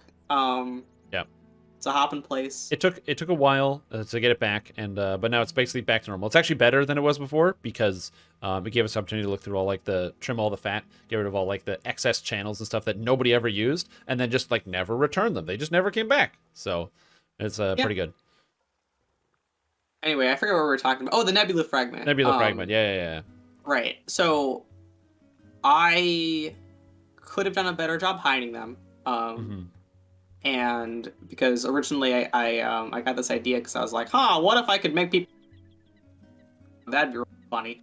And then the whole thing kind of ballooned from there. Yeah. But I built a fun little UI. I did a little cool little Photoshop, and in order to get the different colors, that's actually why I made the rainbow border, because it matches up colors, little UI. And I just thought it would be a fun little extra thing for people to hunt through. The improvements over the dull dagger on this were that even if you did not have a fragment or frame, you could technically participate because you could just go find it. Yeah. Yeah. And like that's kind of what happened with Dull Dagger is that the only like one person was looking because it was like an item raid, you know what I mean? And like it is a little strange that it took a while for people to take the dagger with Vol into the Vol raid. But it's possible that they took it in there before and never stepped into one of the zones and then just never thought to say anything. Yeah. Yeah, I should probably. I mean, I don't know. The next time I'm going to do a hunt, I'm probably going to make you swim underneath the unholy water. And there's something just put it under the wall. Do you have to go all the way to the bottom? Oh yeah, I'll build a little tunnel or something. Yeah. Like the beginning of Let Sleeping Dust Lie. I'll build that entire thing, but it's unholy water. And you just try to swim your way through it. It's a genius idea. Yeah, there should just be a quest of it that's an underwater maze with no direction. You know how there's like the Tomb of the Shadow Guard where you have to go out of the water into the water? Imagine it's just like the section at the beginning of Lethal Sleeping Dust Lie, but it's like 100 times bigger, and all the caverns just look exactly the same, and it's all underwater. That's great. I was thinking of one where it's like a sewer dungeon, and it's actually just 17 different copies of the Butcher's Path, but kind of glued together. So you just run through it, and then run about 3 or 4. You're like, hey, I've been here before. It just keeps repeating. Yeah. I kind of love the idea of a dungeon that's sort of like that, where it takes a basic dungeon, so like Butcher's Path, and then and then once you get to the end, it starts again. So you climb up the ladder, then you're in the first room. But now it's the Butcher's Path, but with hobgoblins, and then now it's the Butcher's Path, but with giants, and now it's the Butcher's Path, but everything is a gelatinous cube. That would be pretty cool. I do think that gelatinous cube assault would be that's my personal I hear Reaper Assault is a solid contender. Fan favorite. Okay, so this was a lot of time spent on this patch, so let's move on to the next one, which is 50.4.1 Night Revel's effect, the luck potion Tilted says what it says, and the shield fix, and the mount will be delivered through daily dice. Yeah, that one was a major blunder. I don't have any excuses on that one that would make the team look better. Like I can offer you excuses that makes the team look exactly the same or worse. Yeah. But the good news is that we actually had a way to reimburse people, and it took a little time, but we were able to distribute the mounts that were earned. As far as I know, everyone got their mount. I believe it was if you rolled a 100, you were entitled to a mount, whether you would have gotten one or not. And so a lot of people got some extra mounts and stuff. Yeah, I think some people got several, which I think is really funny. But like, it's a bad situation, and in those kinds of bad situations, what you got to do is you got to tell people, you gotta fix the problem, and Yeah. you got to make it right, and you got to learn from it. You know what I mean? That's like the 4 parts. Yeah. And I think in this particular case, hopefully it just doesn't happen again. But if it does, at least we know we can fix it. You Yeah. know? There's a like a backup plan. Yeah. All right. Oh shit. Okay, so update 51 has 3 different patches, patch notes. So it's really hard to kind of cover all of it. Wait. Yeah. Female Dragonborn, turns out, has Dragon Breath has never worked on female Dragonborns specifically, and now it does. And now it does. Yeah. There you go. The rest of it doesn't really matter. That's the only thing in 51 that I think is very important. Yeah, all this other stuff was epics or Mario, something. you know. I don't know. Oh my god, there's The so much feats, to scroll. the legendary feats are, I think, my favorite part. Like the changes to legendary feats? Yes. Yeah. Are these I on think here? that it's up, or no, it's down a little bit. New trees, down. feats, epic feats, destiny feats, legendary feats. Yeah, all the There we legendary go. feat changes. Yeah. I think that is, in a vacuum, the most important change, because it's like DC parity, it's spell parity, and it's a boost towards hybridization. Yes. I think it's just, I agree. this entire set is a solid, like, just 4 Ws in a row, for that right there. Because it's like, it just sucks. You're playing a water caster and you take Scion of Fire, like, Yeah, what are everyone you took Scion doing? of Fire because it gave the spell crit. Yeah. Yeah, like, it's like, absolutely not. And like, this is the thing we did with the spell power feats, is like a huge like we just really were zooming in on this, and we're like, we gotta fix these feats, and some of these are just unsalvageable. Like the skill feats, just get them out of there. Yeah. But adding the general spell critical damage to the legendary feats and the things, I think it's like hugely important to trying to get multi-element spellcasters off the ground. Yeah. Like, so I think that a lot of the stuff that was done, it's really good. The I was gonna say the epic skill focus being removed was a lot big for people. A lot of people liked epic skill focus swim, and now they can't take it. So that's that's a big too problem. bad. Well, we actually Big looked at stats, and we saw people were having too much fun swimming around, and we're like, we gotta take 5 off You the got top. to take the 5 off the top. It's You too gotta take fast. 5 off the top. Yeah, It's too fast. you can't swim faster than Michael Phelps. Okay, let's get this out of here. And so then we got the 2 weapon fighting changes, double strike finally becoming its own feat. It was a good idea. It was many years. It was always awaited. For me, I think the biggest changes about all of this were 2 things. Number 1, as a major hybrid player, they changed to epic power, so it basically gives you more melee power for leveling up and less from the trees. Means that if you're playing like an Eldritch Knight or some type of like a bard or whatever, you can still have a reasonable amount of melee power while also doing other stuff. You're just not as good, but it's still there. And the second thing is epic knowledge. Epic knowledge is probably my favorite thing I've ever seen added to DDO, because it has wacky consequences all over the video game, and it's kind of the greatest. I love epic knowledge. Yeah, there's some weird stuff. Like, certain potions are spells, and therefore got affected by this. Yeah. Like, it's funky. Like, our DDO's concept of caster level makes a lot of sense. DDO's concept of a max caster level makes no sense. Like, we have such bad, clunky tools to modify it in any direction. And like, you compare it to like for example, like this feat 2 down here, expanded clip, is like bananas crazy. Only DDO can pull off something like that. Like, that's just really silly. It's fun to build. That was a big pain in the butt to build. That required a lot of elbow grease to get together, and it's still easier than figuring out how to add generic max caster level to DDO. I had to write code. I had to go into the spell system and write a whole new thing in order to make this work, because our current max caster level thing does not do that. Like, it just straight doesn't work. Yeah, so I'm excited for when we move into the next set of levels. So we're going to get more levels with the expansion. We're going to get more feats for expanded clip, which gives an extra shot. So then you get 5 shots. Well, it's actually, I was thinking of one, I was actually thinking of a different feat, and this would actually be an anti-requisite to expanded clip. Oh, yes. Called, 2-shot. Oh, so it reduces the shot down, but then it, like, it's a more higher power. It does something else. Like, I don't know, like, maybe it changes your double shot penalty or something. You know what I mean? Like or just messes with how repeaters work. Like Yeah. maybe it's like a 2-shot thing, but I don't know. Like they bounce. Who knows? Anything's possible. They but bounce. like Yeah, exactly. That's cool. Yeah, I like the fact that that's also an option for modifying like how crossbows work. It's very neat that you can do that with DDO. So the last thing, of course, obviously about this patch is all of the Epic Destiny stuff and all the changes. From my perspective, and speaking about this, because this patch also came with the second part, which is somewhere in these notes, and I don't know where it's in somewhere. All of this stuff, it's insane. There was also the monster changes. All of the quests 20 to 29 received massive changes and basically got balanced into a curve, which is amazing. That something like that was even capable and possible.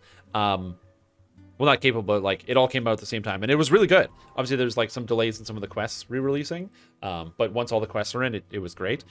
For me personally, I hated epic leveling. You didn't get anything when you leveled up. It was really boring. You just had all your powers. You avoided most of the quests because a lot of them were just scaled weird, where the monsters in like Bargain of Blood are just destroying Ravenloft monsters in comparative stats.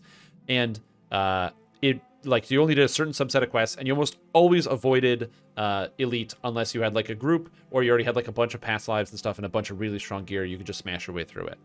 And this change eliminated that. You get cool abilities when you level up. You can change up all the time. It's just fun to play. You can keep playing Elite like you were before, so you don't have to worry about not getting as much favor or like running the same quests all the time. It's just fun. Like I just have fun leveling now, and so yeah. I can't believe I'm saying this. I want to skip through heroics as fast as possible to get to epics now because it's so much fun. And I've been doing epic past lives because it's just so much. It's fun. It's just fun. You made epics fun. I don't understand how that happened. Well, I can say that the reason this worked so well is because our team really pushed through it. Like this was probably one of the largest undertaking of systems and content working together, and like I don't want to understate this. The content work required to make this happen was obscene. Like it was weeks and weeks and weeks and weeks of just pushing through it. Yeah. And it all coming together is like probably one of the greatest achievements of our studio. Like it's like, wow, to be on the other end of this sets us up for so much success. Like Yep. the ability to be like, hey, we could just make a new Epic Destiny and have it not require a UI change and making a whole bunch of stat pillars up. Like, oh my gosh, it's like this felt so important, and I'm just happy it's done. Like it's crazy, and like so much stuff behind the scenes had to come together. Like we had to redo how our file system at the actual tree structure, because we had 3 different people working on 12 different trees, and we all needed the same file, and so we had to straight up remake how that works so that we wouldn't just like collide with one another. And also like some of the greatest visual effects in modern DDO came out with this update. Oh my god! Have you seen Time Stop? Time Stop? Oh my god! Time like, Stop! Oh my god! Little clocks. Oh my god! Shard Storm. Like, I love Shard Storm. It's fantastic. That's so cool. The both of the Magus was it Epic Strikes, where they have these like swirling helix blasts that shoot out. Yeah, I mean, like oh my goodness, it's like, and at the beginning I was like, oh my god, like this is gonna be like a really big thing. That's gonna be crazy. And then I was like, hey, can I get split the soul, you know, whatever, and then FX guy's like, I'll give you 3. And so now it does. Is there like one where you don't have a dark or a light, and then there's a light one and a dark one? There is one where you have both, if you're neither light or dark, or if you're all light or all dark. Interesting. And there's also a pink one that I haven't figured out where to put. But it's like that's like somewhere. The most. It's gotta go somewhere. Yeah. R.I.P. the oh my god, I built a Warlock Blast for Yeah, I was about to say, what are some of the things that you were sad that you had to cut that were there that were so good and you couldn't just get in? Okay, let me paint you a picture. An ability that's so cool that you can't bear to cut it. But if the player does it wrong, and by does it wrong I mean uses it at all, it will permanently trap them in a state where they're unable to take other actions until they cast a spell again. And now, like, you're thinking to yourself, that's not that bad. Like, I could just tell them that they have to cast another spell again. And honestly, the disruption would be kind of minimal, and players would play around it. You know what I mean? No problem. And then everyone's like, you cannot release something that prevents players from jumping ever again. Like, you can't just make a button that turns off their jump. Yeah, it's important. You need to jump in They DDO. need to be able to do that. Um, Oh my goodness. But Yeah. no, that was key projection, and as it turns out, very, very easy to make people do Warlock blasts when you're on a Warlock. Very difficult to make them stop. So that's what ends up happening is if you're in the middle of your action while this thing wears off of you, your action never finishes, but the game goes like, hey man, you can't do anything. You're already doing something. And then you're like, no, I'm not. I'm like literally not doing anything. And the game goes, that's too bad. And then that's then perish like Yeah. but yeah, that's something I really wanted to put in. Yeah. I found that each tree is something you kind of have to play to get a feel for it, because you have to, like, when I looked at each of the trees, I was like, oh, this is how I would play this thing. But then I started playing with Shadow Dancer, and the options are all over the place of which way you want to go with it. It's really neat. And especially when it came to like Divine Crusader and stuff, I imagined one thing, and then I kept finding new options for other things, and I'm still excited to see how people create stuff. The biggest thing for me was probably the new builds that have come out of it. Like, I've made a tank character that is a paladin tank that is a pure spellcaster and doesn't use any melee attacks. And it's only possible with the new Epic Destinies to like tank stuff with a spellcaster. And I see tons of people playing it now because it's really fun and it's really cool. So I want to see more about what people are doing with these unique, weird bug change things, or not bugs, but like the new Epic Destinies and the new changes and what kind of new builds are going to come out. Not just like people taking their old builds and putting them into this one, but also the new ones. That's the thing is, like, the old Epic Destinies, they didn't change what you were doing. Like, they give you the stats you needed to compete in a system that really needed you to have stats. Like, it was very much like you must be this tall to participate. Yeah. And you didn't have a lot of customization as to how you were actually putting these together. Like, you only got so many points, and half of the abilities were things that you knew you weren't going to want, and half of them were things that you knew you did want. So you put the points in the things that you want, and there you go. Yeah. And we realized, like, we're looking at this and we're like, okay, we gotta get ourselves together ready for this level cap thing. We gotta fix a lot of these systemic problems, because like nobody likes epic leveling. Like, it's just nobody likes it. And so we're like, well, part of the problem is that items feel terrible until you're level 29, because you get so much of your power from items. It also means that your choices didn't really matter that much. Like, if you get like 80 of your DCs just from your items, then like it doesn't really matter what feats you take. You know what I mean? Like 1% of your power, and like, so we're like, okay, we can get that together, and like this new system just makes sense. Like, it just makes sense. You level up to get points to spend, and then you spend those points, and like, there you go. Like, that's it. Like, that's the whole thing. It works. It just works. I mean, it just, like, not to Todd Howard it, but like, it just works. It just works. Yeah, and like, there's some really cool stuff that the old Epic Destinies did that we would love to, like, that's the thing is, like, we're not done working on this system, and like, it's very unlikely it's unlikely we're going to do another revamp, because that would really break the bank there. But like, the idea that in the future we could add new trees or significantly change our current ones is now a lot easier, because match internally what we kind of expect data wise, and like, it's such an insurmountable thing. Like, we've been working on this for years, and like, we did 4 previews, which is more previews than anything else. We did a preview before update 50 of the Epic Destiny thing, and then we had to go do update 50. Yeah, to get people like just to see it the first time with all of the charges and stuff. Man, oh my gosh, I wanted that charge system. I don't even know where to begin with. Like, so the thing is, like, sometimes, okay, so you know the quote, it is possible to commit no mistakes and still lose, and that is not a weakness, that is life. I'm not familiar with the quote, but I'm familiar with the idea. Yeah.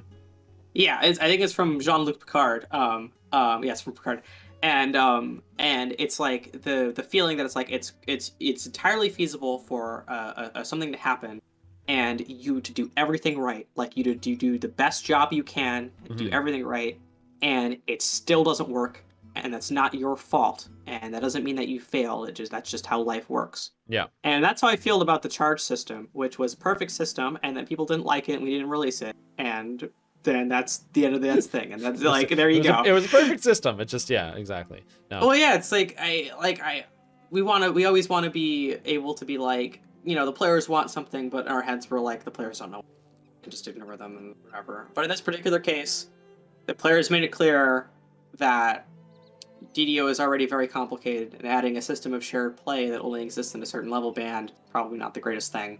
Mhm. And we're like, okay, like, you know what, we can make this change. We'll redesign all of the trees, we'll pull out all of this stuff, we'll put that art someplace else, I guess, Yeah. and we'll figure it out. And ultimately, I don't think that the Epic Destinies as they exist right now suffer from this lack of like the non-cohesiveness of the charge system. Like, I don't think this is damaging the cohesiveness I don't think this is damaging like the Epic Destinies as they are right now. Mhm. But I do think that an iterative version of the charge system, only one type of charge, it's an epic charge. You know what I mean? Maybe the charge is like, there's so many ways we could have sliced this. Yeah. And ultimately sometimes you just have to go, yeah, but the players aren't gonna like it, so whatever. And then there you go. I think that in general, the removal of the charge system in favor of the new stuff, in hindsight, was probably just a good idea anyway.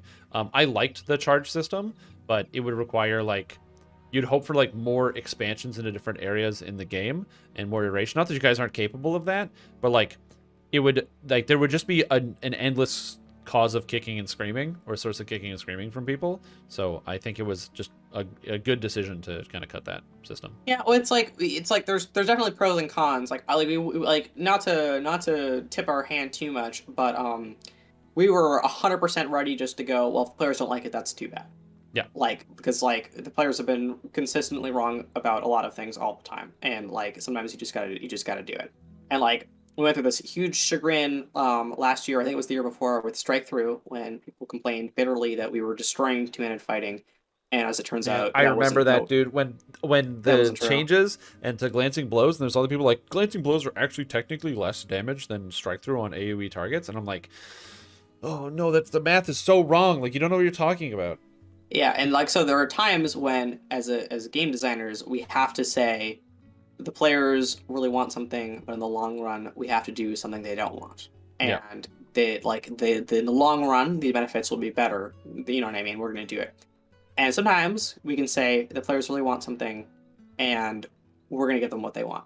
Yeah. And in this particular case, I think it's good that we did, because like the other hand of this is, on our end, we're like, wow, the charge system is taking up a lot of real estate in these trees. Yep. Like, there's just a lot of stuff that had to interact with it. And so, like, honestly, I'm kind of glad a little bit that we cut it, because it's like it let the trees be a little bit more different. And I think Yeah, that's like, it frees them up to not have to be part of this design. yeah, and like Yeah. that's a legitimate concern. Like, we try really really hard when players say we don't like this. We gotta drill down. We gotta find why. That's our player base, and they say these things for a reason. And Yep. sometimes, like, it's like, you gotta look down and say, like, well, they don't like this, so we should figure out why they don't like this. And one of the reasons they were like this is that a lot of these trees, they look very similar, because they all fit into the same system. And so, you're eating up real estate, and we're like, you're right. Like, you're completely right. Like, the one of the big downsides is that it's just a lot of stuff. And so ultimately, I'm not too sad we cut it. Yeah. Might have been the right decision in the end. I don't know. Like, I don't have Time Machine, so like I can't give you one way or the other. But like, are you guys developing a time machine, or like when No. are we gonna get time machine technology from Saints Games? Is that ideally, well, that's the thing, is like, if we had ever developed Time, someone would have come back and let us know. So no one's done that yet. Oh, okay, cool. So then you guys won't invent a time machine. That's good to know. Yeah. Yeah, I think it's a very healthy change, and I'm very excited for the future and what's going to happen. This dovetails into the kind of the next question I have. We got this system in November.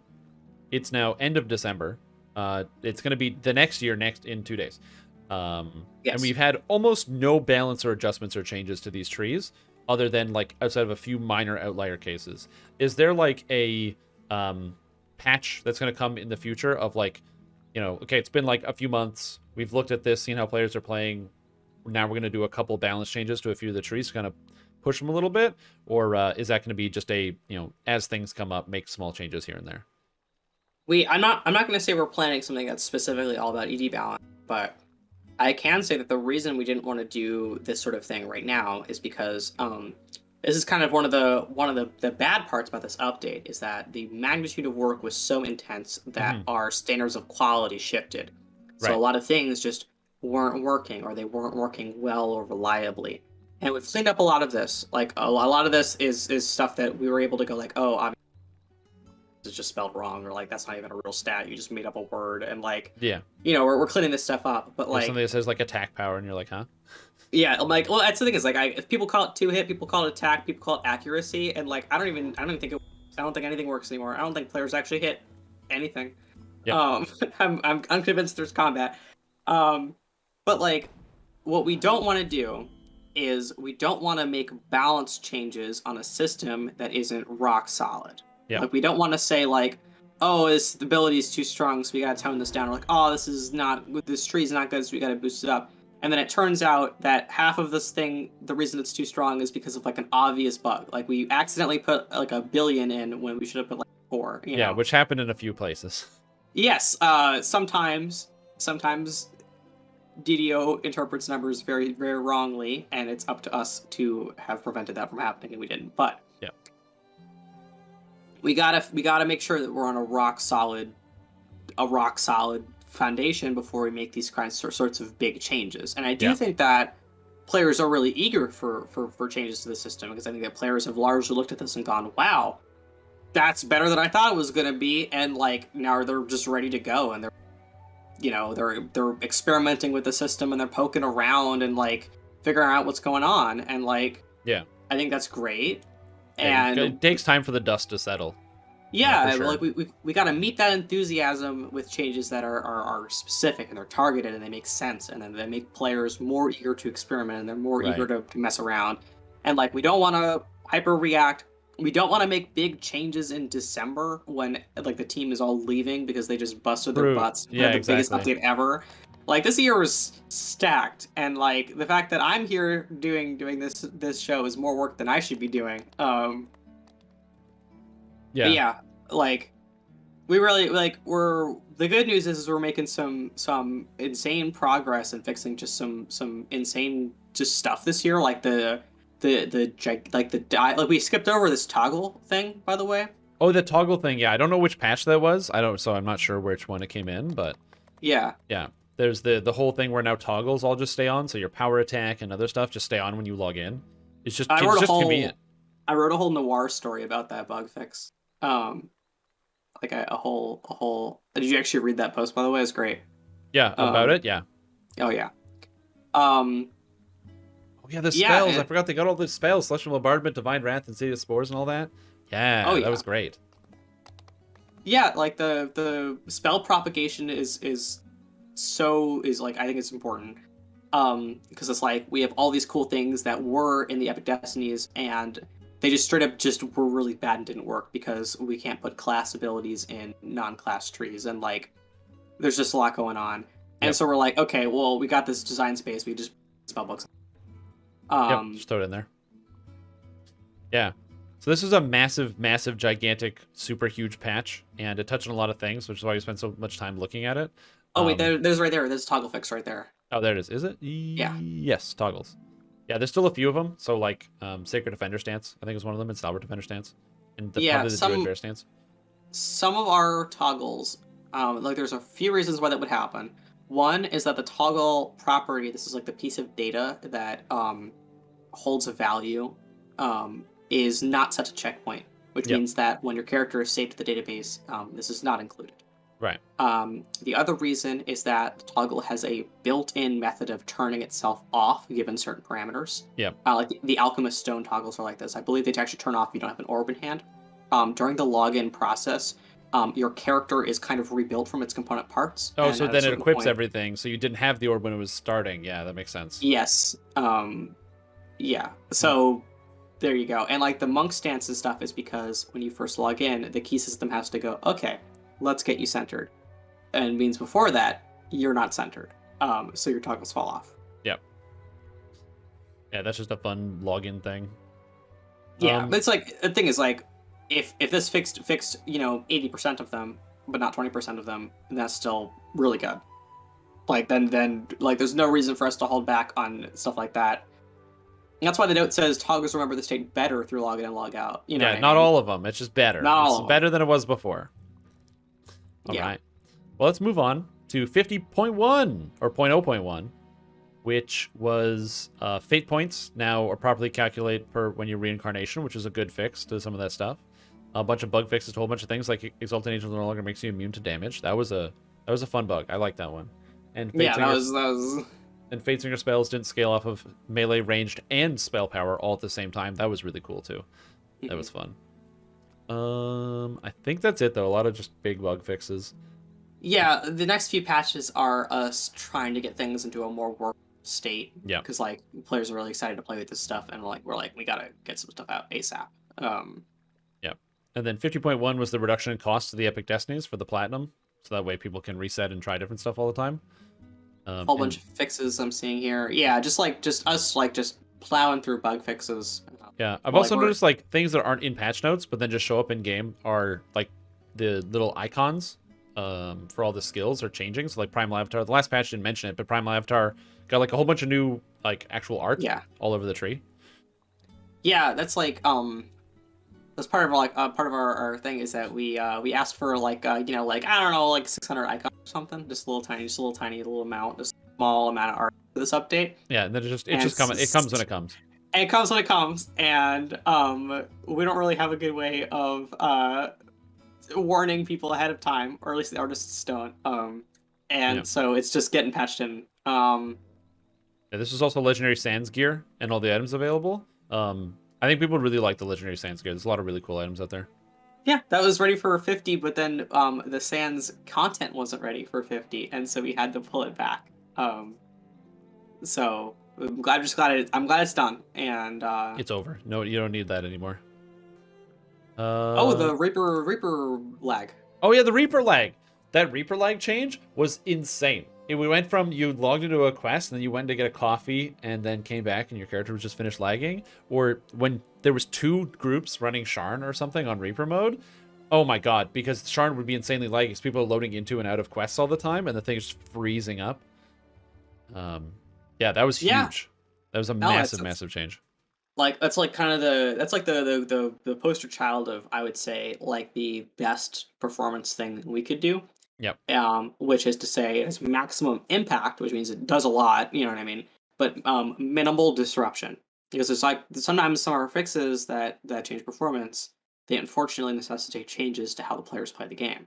Yep. And this one was just the game got better, like just bam better, and like we like looking at these stats, we only need one or two more wins of that magnitude, because that was a significant reduction in like our because we're able to map this sort of stuff out. We only need one or two more of these kinds of wins, and then we're down to just really minor problems. Yeah. And like that's huge. Like that's huge. I'm feeling pretty good about that. Okay, so that was that. 51.2, which is the next one. It was Hardcore League Season 5 opening up, which I've been playing like every day, and I know a lot of people also have been doing. And also, I love that patch note is all dark for some reason. Well, it's because it was a big nerf. You know, it's giving spell points instead of hit points. Man, I liked having like 2,300 hit points on my Warlock. It was fun. Yeah, I don't know why the patch note's like that, but I think it's very funny that that specific patch note is like that. Yeah, we did some minor hotfix tier balance changes, like the chain cure, and I think this is also the one with Shiradi's epic moment. Yes, the Shiradi epic moment also changed here, so it was 30% of the damage. So yeah. And this is our first thing that we're doing, like balance wise, and then we determined those were like the most like we just gotta change those immediately, sort of dealio. Yeah. Well, it was like you had the what was the big damage hit? You had like the chain cure is curing people for half or like 50,000 or something silly, just like an unnecessary number. And then you Yeah, also had the inexorable advance. You press it and you're like, cool, I just did 1,000,000 damage, which is really yeah, cool. But it's like a free 1,000,000 damage. yeah. Sometimes sometimes we just have to make those changes because they're really obvious. And like Yeah. when players are coming to us saying, "Can you please nerf this a bit?" That's usually a sign that we really actually should do it. Yeah. Nobody wants nerfs, but Yes, nobody like wants nerfs that's unless they are egregious to the and degree in and which, if like, if you're not aware, it's not a joke. Like I'm not like, oh, it's like 1,000,000 because I'm making a big number. Straight up, you pressed it and you started shooting, and it added 1,000,000 damage for 30 seconds. It yeah. was very cool. Um, so yeah, very very cool change there. Nothing super big. Oh yeah, the spell targeting, the soft targeting. The soft targeting is. Are you guys going to continue to work on the soft targeting? Because I've I noticed that imagine there so. are two minor problems that come up. One, if you don't have a target and you cast a cure, but an undead is close by, it will heal the undead instead of you if you don't have a target. Mm, So then you can. People have been dying in hardcore to that one because yeah. you're like in catacombs and you're like, I can't heal myself because you're curing the undead nearby. I've heard a lot of rumblings about that one. Uh this is technically one of those things in which this wasn't my change. But the designer who did this noticed that there was actually a straight up a bug. Like we just lost our context for the target at some point, Yeah. and he fixed this bug. Like this code now works as it was designed. And what we should do is we should change the design Yep. because it's clear that the design is not good. Yep. Um, so There was yeah. that, and then there was the other one, which is Divine Wrath. That awesome spell. You can't ground target it because it always soft targets to you, even though it's a damage spell, because it's a damage and a healing spell. So because it's a heal, it goes, oh, well, you can be healed. So it always drops it on you as opposed to just dropping where you want it to. Oh, weird. That one Yeah. I hadn't heard about. Yeah. It's so you have to hard target it just to make sure, but it means like you can't put it in between monsters or drop it somewhere preemptively. Huh. That Cool. was kind of cool. All right. Update 52, The Portent of Dread, the free dungeon, the new free quest, which the Dread Sea Scrolls. I had a lot of fun. This is actually a really good quest if you haven't gotten a chance to play it. It's literally free, so there's no excuses. Go play it. It's great. I love it. Apparently, it is better if you are familiar with the movie The Princess Bride, which I'm not. So I got cyberbullied for that one. So if you it might help. So there's that. Also, Crown of Summer nerfs, which was exciting. Leap of Faith. This is the third Leap of Faith fix. Trying to fix that one from the other This one. is a different one. This is a quality of life thing because faith life hate people hate Featherfall. Yeah, So just shorten the feather falling. Yeah, people do yeah, hate feather fall. this was just like a shorten the Featherfall so people don't have it on them all the time sort of thing. Yeah. I believe we actually fixed the leap of faith thing. Oh wait, it's right there. Okay. Yep, it's fixed. It's fixed. Okay. And then there's the new Reaper bonus effects that also came out here. I still don't know what they are. Have you seen the thing where the boots and belts and other stuff are not dropping with their effects? They're dropping with Reaper ring effects. Yes, it's the same. This is I'm trying to figure out how to put our treasure tables in human words.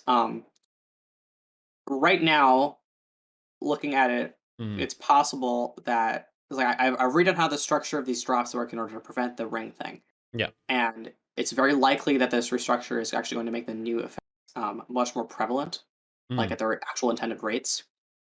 Um, but yes, I'm aware they're broken, okay. and Cool. like they'll swap over to their real effects. Yeah. Plus, there's So new augments: healing amp, repair amp, negative amp, melee power, range power. What was the motivation to add these new augments? Other than the fact that they're amazing, and I don't know a single person that's unhappy because they're great. But it was specifically due to the complications of the item of Crown Summer. Um, like the non-stacking melee power, it's one of those things where like 10 melee power is quite a lot. It is, yeah. Still, and having it be a stacking thing was disproportionately warping how players approached gearing because you had to have those particular items with melee power. Mm, Um, and this is one of those things that where it makes me really glad that we have an augment system because we can solve this problem.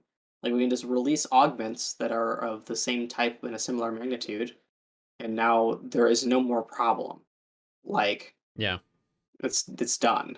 Like and this fixes also like the ring of prowess and sightless and like it's just kind of what we should be doing. Like people didn't like that item because it changed their gameplay. They liked that item because stats that weren't obtainable.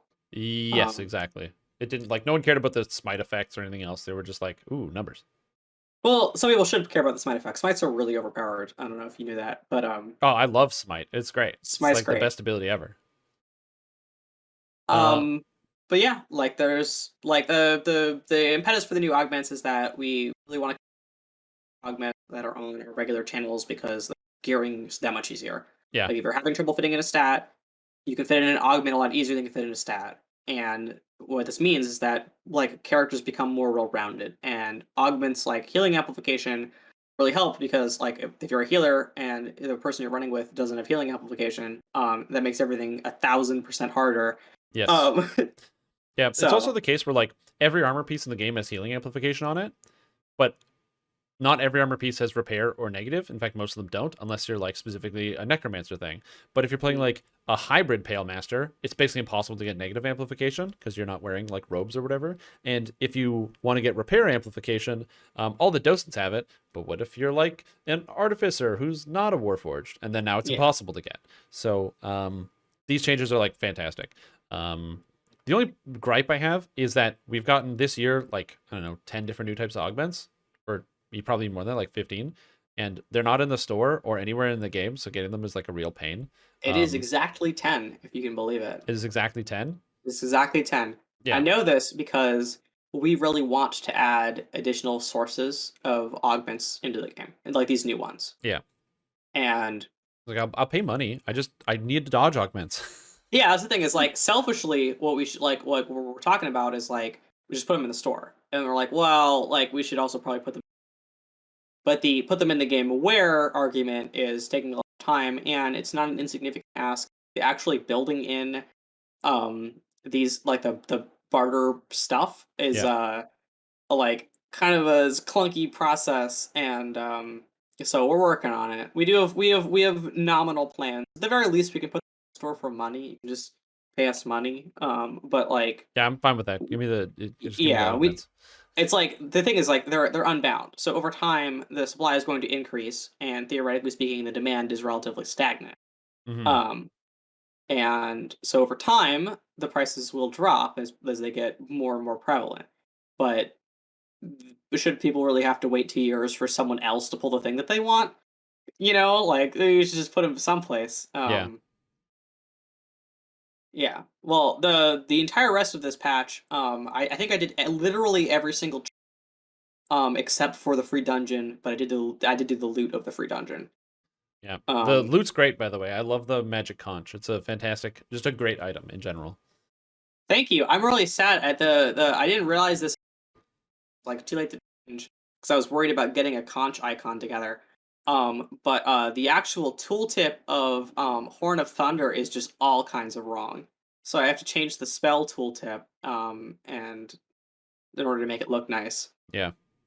Um, but yeah, the only things I didn't do are the animation things. Like I don't have any like I didn't do the blending of the beckon emote. Mm. Um, like an animator did that. Like not Yeah, me. obviously. And the Um, ponytail stuff, like I don't even know what that means. I was going to say the Reaper action point thing is awesome. It's so fun to see people get their Reaper points now. I love it. Everyone I've talked to that have seen it is like just jazzed about it because you're just like, oh, new Reaper point. Like you just see it. It's very great. I That's like that. awesome. Yeah, I what I really wanted to do. This is like such a comical thing because I've been handling a lot of engineering stuff as like I've just been trying to learn all this stuff, and so as part of this, we got rid of the concept of epic destiny. Like we deleted Oh, you're 12 types of cutting out Epic a bit. Destiny You might need to XP. be a little bit closer to the mic. Oh, sorry. Let me scooch up. So like as part of the update 50 changes, as you know, we deleted 16 total types of experience points from the game. 12 of the Epic Destiny Yep. XP and the 4 karmas. Yep. We just got rid of them. Like now They're you can gone. just they're gone. And so we had to delete those parts of the XP bar along the bottom because like we don't have those things anymore. Yep. And then someone is like, "Hey, like, can you add like visuals for Reaper action points and stuff?" I was like, "Oh yeah, I totally can do that." And someone goes, "Hey, can you put a bar for Reaper points?" I'm thinking to myself, "Wow, I just deleted that. Like I just deleted the Yeah, hookings well, for because all of this." yeah, we were talking about it on the like the last episode or whatever, and you're like, oh Yeah, shit. yeah. I believe I made a promise. I was like, "Can you make visuals?" And I was like, "I will make that happen. I will make that happen for you." And I did. Yeah. But like now realistically speaking, it's not actually that bad because like I can just straight up revert those UI files. Like we just Yeah. right click Uno and hit reverse and it's revert. all back. Yeah. Yeah. So it's like it's not actually like an undue ask put together, but I did find it ironic that I was frantically getting this XP bar off the character, prying it out of your UI, pulling that button out, and then writing. I had to write code that specifically reset the thing because if I just removed the button, people would get stuck in an area with no XP bar if their button was in the wrong state. Yeah. And I do all this stuff together, and then they're like, "Can you put the XP bar back, please? Like, can you just put it right? Just Please. put it right back? Yeah, Can you please. just put it Yeah. back?" Uh. Anyway, so that would be cool. It'd be cool for like red XP, for Reaper because the glow is red. Yeah. That would be. I would love that. That'd be so cool to see. All right. Moving on. 50.0.1, which Hold on. is. There's a Oh. thousand things in 52 we didn't talk about. Okay. So now let's talk about more than that you want that I missed. Oh yeah, the whole thing. Okay, so the party UI when you're dead. Yes. I love it. I mean, it doesn't work 100% of the time if you got 2 debuffs on you, Yeah. but at I've least the noticed. UI part I've works. noticed that sometimes it still doesn't work. Where like it'll come off and they still have the skull on their head. So Uh, it's not like like timed. they're alive, but Well, not they're alive. Like they'll be dead, but the visual will still be displaying even though they're available for raise. gotcha. It sounds like there's more work to do on that. Yeah. But oh yeah. Anyway, like there's a lot of stuff in here that I'm really happy about. Oh, Like the other potions can be used while moving.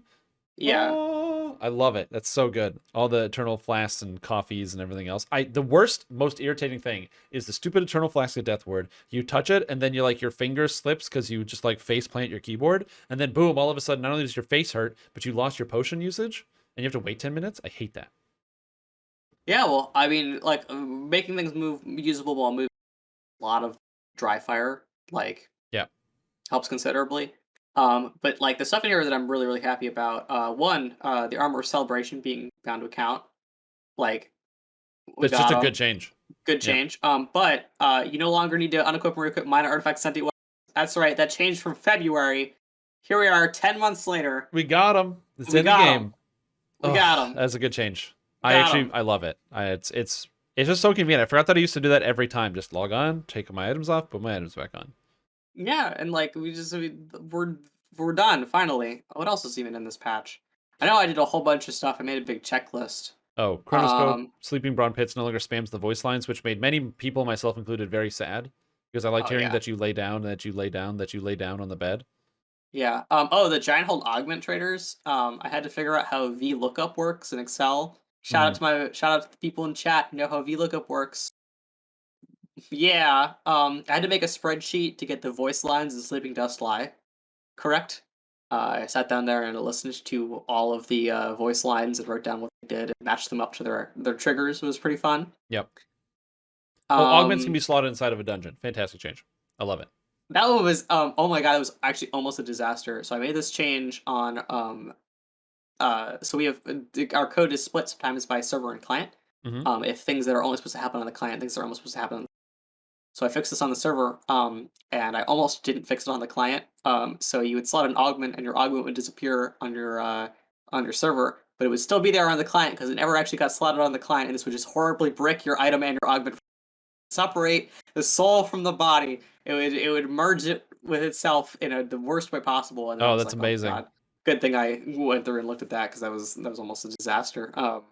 Is there a way, because you can do that, to spend enhancement points but not reset them in a dungeon?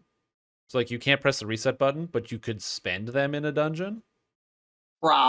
So like Probably. let's just say you did like 2 dungeons, like, oh, I forgot to spend my enhancement points. You could like spend it while you're inside, or like you get big optional done or something, and you get a new point.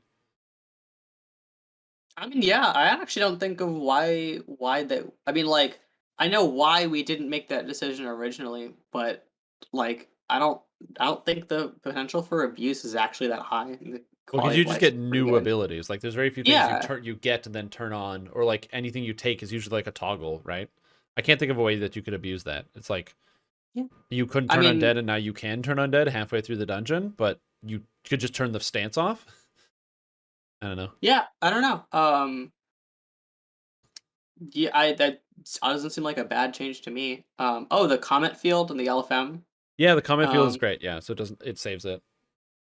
Yeah, or you don't want to get out of the wilderness area. Exactly, that's another big one because in like epics now you actually want to spend your epic destiny points. So like you get some points while you're doing like a slayer or something. So I don't know. It's just an idea. Um, yeah, and then earning the Reaper action point. A lot of the stuff is really good. I did appreciate the most recent patch. A lot of just solid quality of life. It's literally just like people asked for a long time for like, can we get a patch which is just quality of life? yeah, and that's kind of what we wanted to provide in like a nice free to play dungeon. Um, Yeah, the like, dungeon's good. yeah. Um, So next is 50.0.1, which is displacement not working correctly, and Epic Destiny alert removed from characters under level 20, which is good. And Dreadski scrolls can be used. And then last patch of the year, uh, the Snowball Swarm cookie has been fixed. Artificers can mount horses. That was a sad change for some. Some bug fixes to the quest, and also hardcore deaths can be broadcast, which is a fantastic change because it's so much more fun to see everybody's deaths. And I'm excited for next hardcore, where actually you'll be able to see everyone's deaths in the first levels 1 to 5, right at the beginning. You're just gonna see like boom, boom, boom, boom, boom, boom, and you'll actually realize how many people die on this server. yeah. The artificer prevented from mounting horses. It actually there's a cascade of bugs, and believe it or not, it was actually from a When you said believe it or not, then you just cut out entirely. oh geez, I'm sorry. Believe it or not, this bug was actually from a malfunctioning animation. And it actually also made subsequent rune arm blasts kind of halfway fail. Like you'd lose your Interesting. rune arm scaling on your second and onward rune arm blast from when you logged in. So Yeah. like I'm glad we got it fixed. Um it's just like kind of a funny thing of like when one animation goes bad, just throws the whole thing away.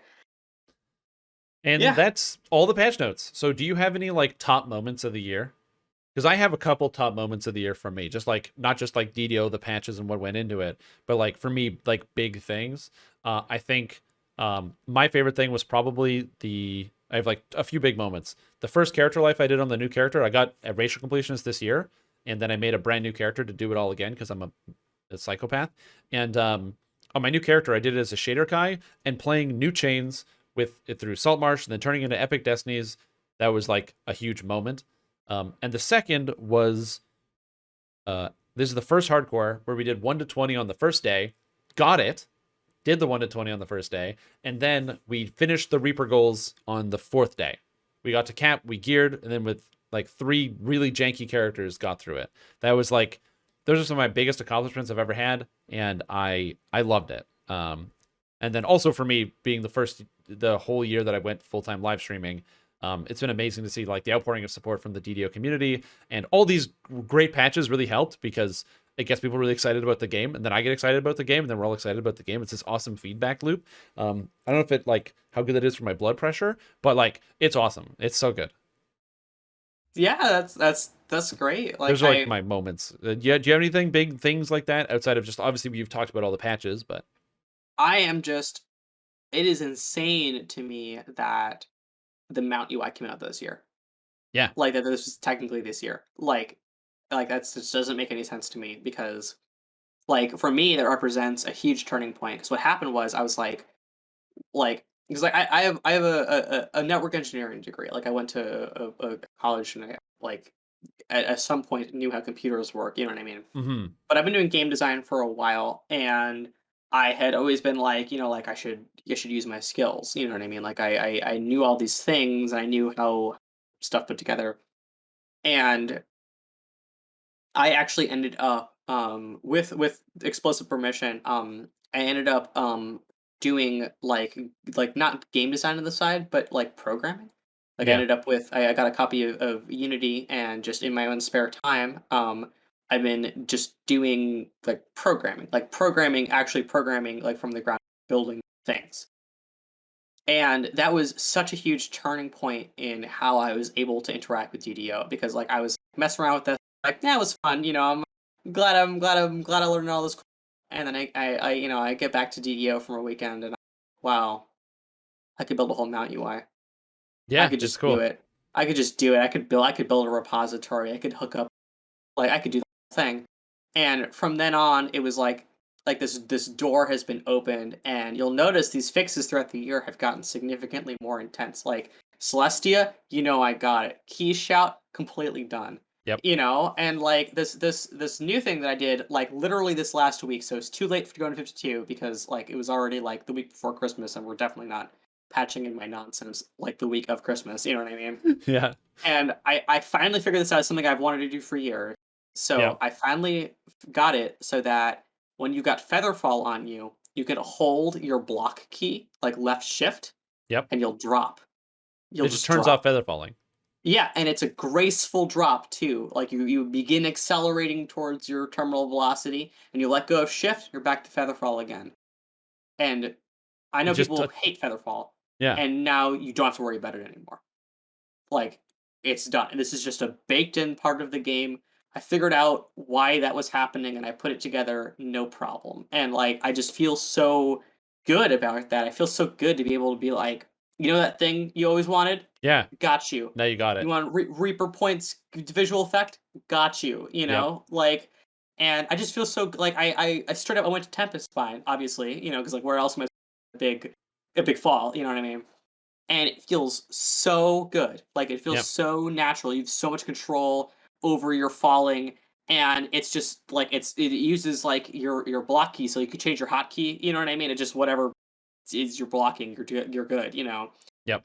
And all this also fixed it so you can also dismount in midair now. Like if you've got a mount, you press shift out of there. Um, Very cool. I love that. yeah, Um and but yeah, like it's just stuff like that. Like I feel like I'm able to give people what they want, and not just items, but like stuff. Like just give people cool stuff and do things, and fundamental changes, and I mean my coworkers are like I don't want to make this all about me, but like I don't even know if I don't know if I should say this because I'm like this is like super crazy. You guys can't tell anybody. This is like completely off the record. okay, yeah, yeah. What is it? Yeah. Torque figured out Uh-huh. why pets, when they go up ladders, they breaks their AI. He fixed that. Fixed it. Completely gone. Oh my Bug god, bug over. the artificer dog is not gonna break anymore? Oh yeah, you better believe it. This thing can go up and down ladders, and still will do things after that happens. Oh That's right. my god. Oh my god, it's incredible. Like it's insane. And like also like the same guy, like you know how big AoEs work on water now? Yeah. Like that's great because there was a time where they just didn't work. You'd Yeah, throw if you like just cast a an AoE near water and it just stops working entirely. well, yeah, and like there's Yep. just so many different things that have happened this year that are like they're just such huge changes for DDO, and I think they're just good. Like I feel really good about the future of the project. Like we get another solid win, like the flag thing, and that's huge. You know what I Yep. mean? Like I am very excited for and this is probably the thing that I love about DDO, because it's an older game with somewhat of an aging player base. To see people freaking out, they can't figure out why their feather falling sometimes turns off. They'll be well, like, the thing is, sometimes my feather falling just randomly turns off because they're like it's hitting shift or they're gradual. not realizing it. It's a gradual thing. Like it's very responsive when you let go. like Yeah. the it's like immediate when you let go, which will Oh, clue you in, but like I'm the sure it's a acceleration great is feature. I'm yeah. certain it's going to be a really fun, good feature. I'm just excited for like the what's happening to my video game. Yeah. Well, like the change is hard. Yeah, change is Change hard. is hard. Change is hard. I don't like change. Um, Um, but like that's the thing is like these changes that we did this year are just bananas. The idea yeah, that we're going towards level cap increase and we can give people more of what they want with the epic destinies because right now like players are really feeling this point crunch. Like they're like, oh, I need if like only I had 4 2 points. more points. Oh my god, I need like 2 points on all my builds. Yeah, and like, but we're able to give people that with this progression that we've built in a way that DDO hasn't had in so long. Like that, we're going towards something, and like I feel really good. Like I feel really good of it. Like I feel really confident that we're able to make items, Yep. and those items aren't going to delete all of the work that I've done. Like we're gonna add new cool things in our new augment system. Like we're getting like a level cap increase. We add new augments. Yeah, because if the level cap Augments goes are up being by at least 2 levels, well now 28s are now 32 augments. yeah, and then there you go, and then the whole thing just fits together. Like Yep. this is like the only time in DDo's history, random loot and named loot and raid loot and augments, And crafted stuff, and yep. it all makes sense, and you could use all of them as the situation demands. I And literally have a like, Canis crafted piece of gear on my tank. Because it just fits. It's the best item. There's nothing that hits the slots. It's yeah, great. like it's just like it feels. I don't know. I this year was insane. Like I mean, like everyone's just been really stressed across the entire world, Yep. and the fact that despite that, our team has been able to come together. Probably the most ambitious update in DDO's history. Like this Epic Destiny update, it was no joke. This was all hands on deck Yep. across everybody from art to animation, everybody They from crushed it. content. Yeah, and Oh, like all the Saltmarsh weapons and items. Have you seen the shields, that Skull of the Sea with a giant face on it? Oh man. the big face is cool. I do like the big sun. Yeah, the big sun The is big good. sun. Yeah. Yeah. I was gonna say I missed this one, but yeah, the patch note here, which is that or not patch note, but the change in communication. So something I've been jealous of Lord of the Rings on for like a decade is they get patch notes the day or 2 days before the patch. And Hmm. DDO, it's like the servers go down for the patch, and then like an hour later, we would get patch notes about what's actually happening to the game. We get patch notes ahead of time now, sometimes even a whole day. Amazing. The streamer content previews, amazing, so that we can like look at stuff. It's very cool. Yeah, Um, I just like it. It makes me feel pretty good. I'm. It's kind of insane we got through it. Like you know, it's just the volume of stuff is pretty crazy, and like the quality is like Saltmarsh is just really good content. Like I don't yeah. know how to say this, but like they crushed it. Like they just really crushed it. Yeah, I had a great time with Saltmarsh. Saltmarsh, I think the first time I did it, I was like, I wasn't feeling it as much. Like I loved like a lot of the art and the design and the music and stuff, but there's just something off about it. But the more I run Saltmarsh, the more I appreciate like the quests they're so different and they're so varied. I like a lot of them. Even I know a lot of people don't like there's that long lizard folk quest, but it's cool. It's got the maze, and I love the patrols that randomly get you in places. So if you split up, it's just now you're like, oops, I'm fighting guys I didn't know were here. I my favorite of Saltmarsh is definitely Swimming Around Risk. Because I think it's just really funny. I Yeah, think it's a it's good just one. a calm. I was actually playing it shortly after it released with Steel Star and my partner, and all three of us get jump scared by the initial like dive out of the water thing. Yep. It was pretty good. Like yeah, I thought the exploration area is it's beautiful. Like Yep. I think that the like this is really it's the work of our incredibly talented world builder Fantas who is just like knocks it out of the park every single Every time time. and every time. Like just being able to build this just amazing, beautiful thing. And I technically placed one rock when I was hiding the Star Shrine. Yep. So I'd like to take credit for that too. So just if someone asks who made the wilderness area, that was Uh, uh but okay, so now we've looked at DDO 2021. Great year for DDO. DDO 2022 gonna be better, right? I don't know. I mean, like, not to temper your enthusiasm here, but we are probably never going to do a patch as large as 51 or 52 or 50 and 51 ever again. Yeah, Like probably. those two overhauls were significant and necessitated a lot of movement, Hmm. and now they're done. And the goal of these things is to not have to do them ever again. Yeah, you Like do all the it would be work. Yeah, you put like the foundational system in now, so that way you can just build upon it, as opposed to just making yes. new foundations all the time. So ideally, next year is a year where we build things using these tools rather Hmm. than take another gigantic overhaul. Yeah, And I think that would be very, very good. And because change is difficult, and this was a lot of changes very quickly, yeah. and we got through it. DDO crushed it. Like I cannot stress this enough. This year was insanely good for us. Um, but like, oh wow, we cannot like those two updates back to back again.